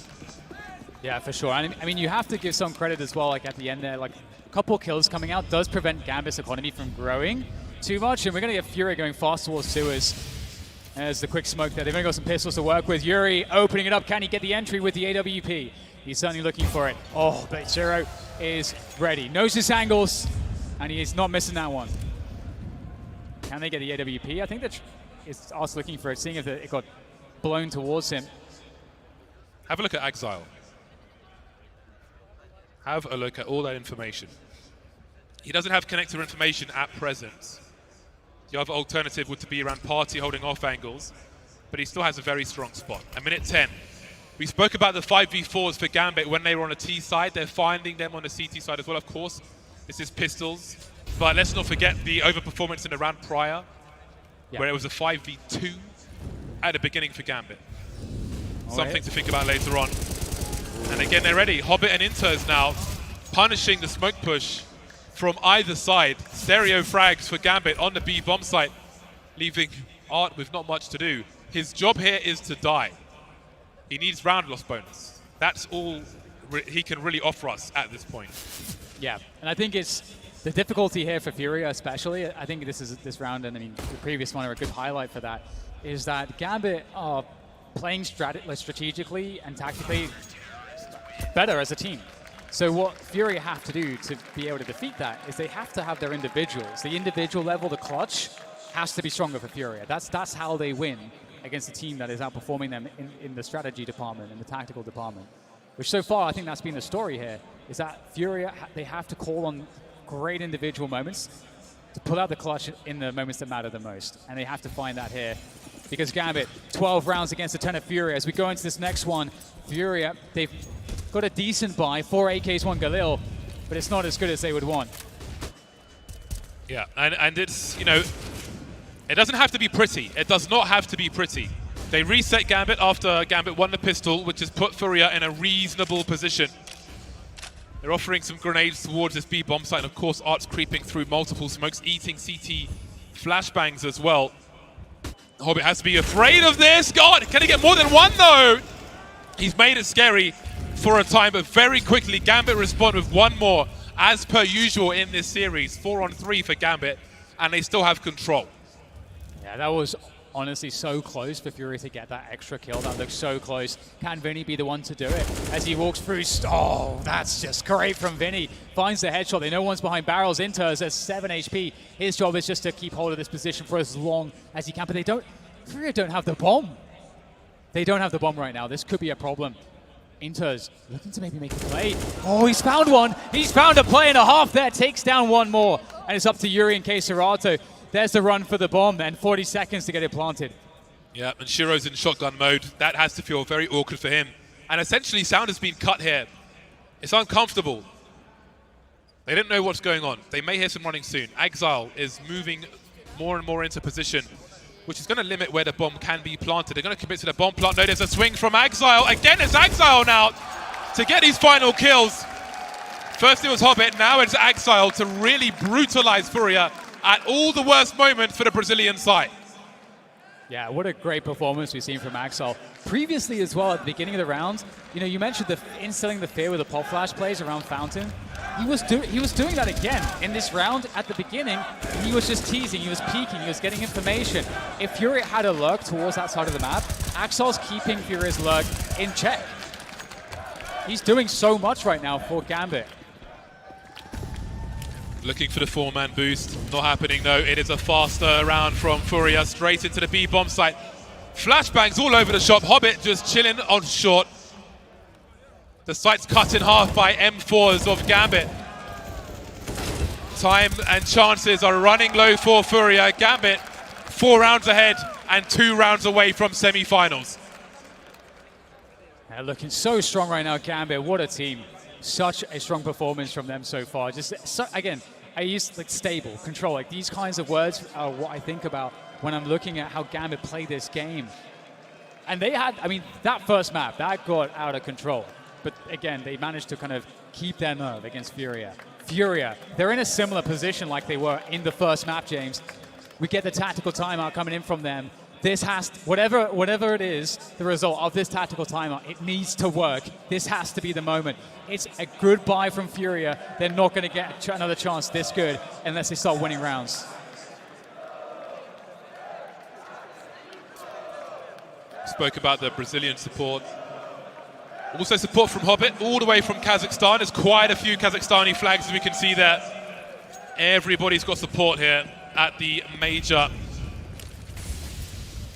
As it always is, as it should be, bringing the community together. But soon it may be torn apart because this may be the last full buy we see from Furia unless they can find a way in. 5 rounds in a row for Gambit, looking to storm to a semi-final position.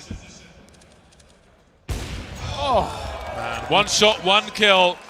His name is Shiro. It just looks so clean from Shiro. What a player. Hobbit executes Yuri in connector. Excellent kill to find, and Furia find themselves with 3 players left.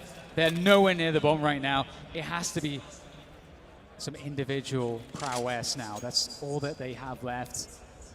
Drop out there by himself. Can he find something? This setup is so strong though. I don't know how you deal with this, especially by yourself. Surely a jiggle. You try to throw off the shot, but you cannot throw off Shiro. Art is next up on the plate. What is he able to deliver in this position? Again, a superior angle by Gambit. Gambit player, this has just been the story this entire time. Yeah, it looks like these teams are on different levels on overpass. Furia having to fall back now. Gambit not giving an inch, not giving anything. No space to breathe for Furia. And their oxygen is running very low indeed as Gambit move to match point to put themselves in a semi-finals of the first major in 2 years. And they will be playing either Navi or Vitality, so yeah. It's got to be the hardest way possible. You're with the big boys now. Oh, this is dangerous. Of course, navi picks up the kill. Oh no! After time, James. 2 players dying after time, right as Gambit hit match and series point here in the quarterfinals of this major. Unreal. No quarter given by Gambit. None. None whatsoever. Not in your part of the map. Not in our part of the map. Oh, but yours is theirs as well, as far as overpass is concerned. Just the jewels just simply not being won. Gambit are driving an 18-wheeler over Furia at this point. And it is ugly as hell, especially with the way that round ended. We've got 2 Glocks against match point Gambit. Rather you than me. It's yeah, at the start of the round, it's basically like a 3 versus 5. Gambit are just ice cold, and speaking of which, Axile is ready to deal with the swell of Furia players as they make their way down long. He's trying to back away, and he might just get something out of this. No, he does get taken down, and that's a gun on the ground. Shiro thins out the numbers as they charge towards him. Is this the moment for Shiro? He's going to get flashed here. There is opportunity for Furia with this pace, but it looks like Shiro and navi are holding the line. There's so little left here for Furia. 2 players, that's all they have. They have to keep going. There's no choice. They can't go back. Inters, navi, Hobbit all surrounding them at this point. I mean, Hobbit's not just there just yet, but soon will be. Drop. That's another frag, James. And there was 1. It is Vinny versus 2. He's got 40 seconds and he can't make a mistake now. He doesn't have the information. Hobbit in connector is going to make things even worse. He doesn't know if he has a 1 versus 1. Inter's moving into a passive position. Gambit are going to play it safe. They're going to retake together. They don't need to give the 1v1 Vinny's looking for. So he should get a bomb plant at the very least. At the very least. But Hobbit is creeping, and that's going to be that. Gambit stormed to the semi-finals over Furia. What an incredible performance from Gambit. On the stage, they look ready. Championship form from Gambit and all of their players. A well-oiled, disciplined, methodical team in Gambit. What a result. I'm so excited to see. I need to see who can beat them, James, because these guys are insane. Yeah, we spoke about debuts at majors. Young players, pressure, stage, bright lights, everything. Gambit looks so strong. That was a devastating victory. The score does not tell the whole story. The first part of their story at this major, at these finals, this quarterfinal, it's only just begun for them. But for Furia, the fighting pride of Brazil, their story comes to a close here. Up against who may end up being the strongest team. We have to wait and see how these other matches go through. But for now, That is some nasty CS we're seeing from Gambit. And we have to only expect the level from Gambit to elevate as they go deeper and deeper into the tournament. That's kind of just how it works here at the playoffs of a tournament like this with players and teams of this caliber. Furia, they gave it a good go, and I think many people didn't expect Furia to make it this deep, but they certainly did, and they deserved it. They're also they're an incredible team, and honestly, if that first map goes differently, we could be going to Mirage right now. I know there are some people who are in this tournament who are watching this match and may have to play this Gambit team in the future. And if I am those guys, I am terrified of what I've just witnessed here. Yeah, great. But again, I said it just before, and I'm going to say it again. Incredible performance from every single player. They have everything. They got the full picture. Individual play, strategy, tactics, protocols. They're drilled. They're disciplined. The mid-round calls, the way that they communicate the info. They're a complete team. They looked really good, but I think their toughest tests are to come. We saw a shaky Furia who didn't hit their shots, didn't win their duels, but the teams which are to come, I think, are going to do that. So we'll have to see how they can stack up against that. But that's it from us. We're out of here. Over to the Old Boys Club and Richard Lewis. Thanks very much, and great cast, guys, and a great game and a great occasion. I'll start by talking about Furia, I guess, because, look, they did make history for them, their organization. It's the first time they'd made it to the playoffs of a major. They've done it under some pretty difficult circumstances, honestly, having to bring an academy player to a tournament of this stature. Far from ideal, but they made it work. And I think overall, finishing top 8, they've given a good account of themselves. When you remember, they're essentially semi-region locked with a bunch of teams that aren't good, and even the teams that are like Team Liquid, they never did anything at this tournament. I think it's actually semi-impressive that they managed to make it this far. Absolutely. And by the way, it made it competitive. Yeah. I mean, if you look at the entire legacy of Brazilian Counter-Strike and, like, for how long they go back, you go back all the way 15, 16 years, Duncan. You're talking about players like Kiko, you have Kogu, obviously legend, Nak, Bruno. I mean, there's some legendary names in Brazilian Counter-Strike, and right now they are in a bit of a dip, right? We've seen the SK, the MIBRs kind of fallen off. We have the new breeder players coming in at Godsend and, Pain Gaming and all these guys. But Furia are the one representatives who are still trying to make an impact in World CS. And despite the fact, yes, that 5th player conundrum still not sorted out, but despite that maniac, they're still here in the major. Look, it is one of the indicators of a healthy scene or not. Do you have a newcomer? Do you have a rookie that you want to give a chance to? Yes. We talk about the bid story. Obviously, the Gambit one is not even a player. It's 4 players coming from the youngsters. Counter-Strike is kind of rejuvenated itself, right? Finding players, and I think with Drop, we have a candidate. What he has shown, without being absolutely brilliant, I think he's shown promises. He's had moments where he was stable and solid, and you wish that this lineup will work together, because that was not enough for a whole best of 3. By the way, I'll say as well, from the way they played today and overall in the tournament, I actually think if they'd have gotten a different opponent in this particular phase, they actually might have had a better chance. If they'd be on the bottom side of the bracket, could have made it quite interesting. I'm going to give credit to Furia for one thing. The way they opened up Inferno, they were trying to mentally break Gambit, right? And it didn't pan out, it didn't work out for them, but I do appreciate what they brought to the table here. It was exciting CS. Well, I just want to say, I mean, there's one or two ways they can go. Sure, you can work and develop Drop. He's shown promise. I agree with that.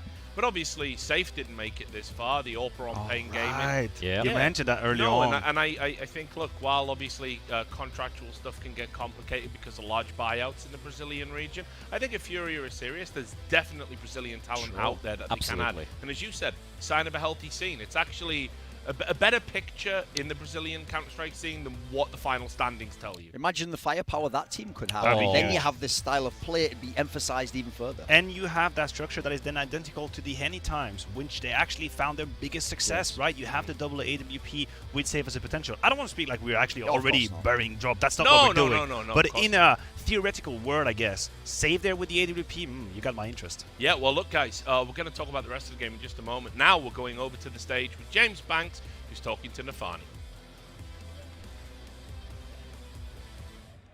Thank you very much, Richard. I've got Nafani with me here as Gambit take this 2-0. And I just got to ask you, right, a lot of people were saying Gambit, they were successful in the online era, but you've done it here on the stage. How does it feel? Of course, it's like great feelings. And maybe like 2 years ago, we even could not like imagine like we playing at this arena with such a great crowd who really support us. So of course it's like great feeling for us. Now let's talk about this Inferno, right? You were up 15-11. It was looking real good for you guys. What was going wrong at the end? What enabled Furia to come back? What went wrong for you? I guess it was like more about my mistakes because I really want to win. So I was a bit rude with some calls, I will say, and I say some bad words sometimes. So it's more about emotions, I guess. So that's why we have like overtimes. But we should understand that FURIA is a great team. I really like their play style. I like how Art playing, for example. Like maybe 1.5 years ago, I was like watching a lot of his demos. So I understand that it's a good team, and their play style, especially at LAN, it's like really good. But we managed to win it. And you did manage to win, and this overpass as well. CT side, you guys locked it down after Furia got the first few rounds. Did you feel like you'd got used to the stage and got used to it all then? Because I even saw you jumping up and throwing your hands up and interacting with the crowd. I can't answer, to be honest, about this truly, because I'm feeling really comfortable to play at LAN, so I don't have like big emotions like we had at Studio, for example. Now, when it comes to this version of Gambit and how you're feeling after this game, would you say this is the championship winning form? Maybe. We will see. We always trying to do our best, and that's all. All right, well, let's see how you do further on. Thank you very much for your time, Nafani. Let's throw it back to the desk. And one more time, Stockholm, make some noise for Gambit.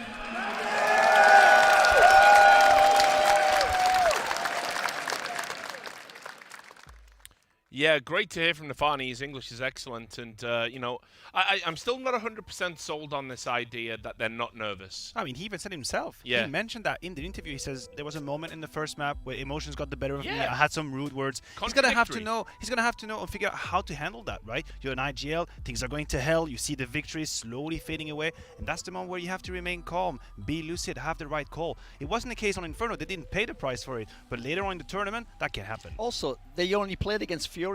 Like in this scenario, that's even a team they've just owned the whole time they basically faced off against them. Yeah. Let's see how you feel when you play against Navi. You're the underdog, and Simple and Bit are just like fragging out of the server. Already assuming you're going to be facing off against Navi, you see. Well, all right. But here's the thing with the side of Gambit. I'm going to give them a little bit of credit, right? They were looking shaky. It wasn't exactly a trial by fire, so to speak. Furia, obviously, a team they should be beating at least on paper. But the fact that they're able to close it out, they're just playing their normal game, as you said in the interview as well. I think it bodes well for the side of Gambit, but they still need to elevate their play because it still is not convincing. But that's the elevation I want to talk about, actually, because I thought between map 1 and map 2, it's not the same Gambit at all. On map 2, we're looking at Gambit, who lose the first pistol round, who get reset on the second half as well, and still win very convincingly 16-10. There wasn't really any danger. Their CT side, they were closing rounds. Aksai had multi-kills. These were the elements. These were the win conditions we needed to see for Gambit. So if we're looking at a linear progression, if Gambit is going to just get better and better and better, then yes, you become a title contender. The Gambit from the first map doesn't win the major, but the second map, we can have a discussion. A big assumption, but I'll take it.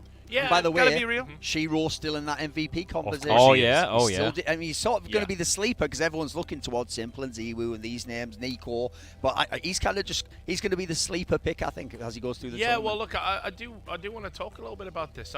I'm still not vibing with Gambit. I know Dan obviously said at the end of the commentary there, and I think James too, that, you know, people are going to be afraid to sort of play Gambit. I think if Navi and Vitality were watching that version of Gambit, they're probably rubbing their hands a little bit, and I'll tell you why, because they both have much better overpasses than Furia. That was a punish pick. Yeah, that was supposed to be an easy win. I'll give it to Furia though, right? They did manage to win the pistol round. Here's a fact: the Legend stage thus far, Furia have only won 33% of the pistol rounds, and when they do lose a pistol round, when they go for the force buy, they win I think 15%. It's pretty bad. Yeah. Here they won the pistol round, they're able to convert a second round, and the round in the half where they'd lost the pistol round, the force buy worked out. So they managed to get rounds which you usually don't even get. So if that hadn't gone the way of Furia, this could have been even more of a lopsided affair here for Gambit, in all honesty. Yeah, I mean, Maniac, have you seen anything here that's going to kind of make you a Gambit believer? Look, here is the thing. When you are going for a title, you do not need to hit your peak in the first game. This is not how it works. Sure. What you need to do is survive the opponent that's in front of you and get the W and ramp up progressively. As I said, on the second map, that was great. Now, Duncan refers to the game against Navi potentially. Of course, this Gambit isn't winning against the full force Navi. There is a difference in skill. But who's to say they don't rise up to the occasion? They've just done enough. You can only beat the opponent that's in front of you. Here's the thing. We still haven't seen Bit and Perfecto on the stage against the crowd, right? Of course, so we're making a lot of assumptions right now. So I want to see Navi play, and let's gauge them based on that. I'm just going to say that out of all the teams that are already through, I think Gambit's the worst. So unless something, based on what we've seen, I think Heroic look better. G2 inarguably look better. I'll follow you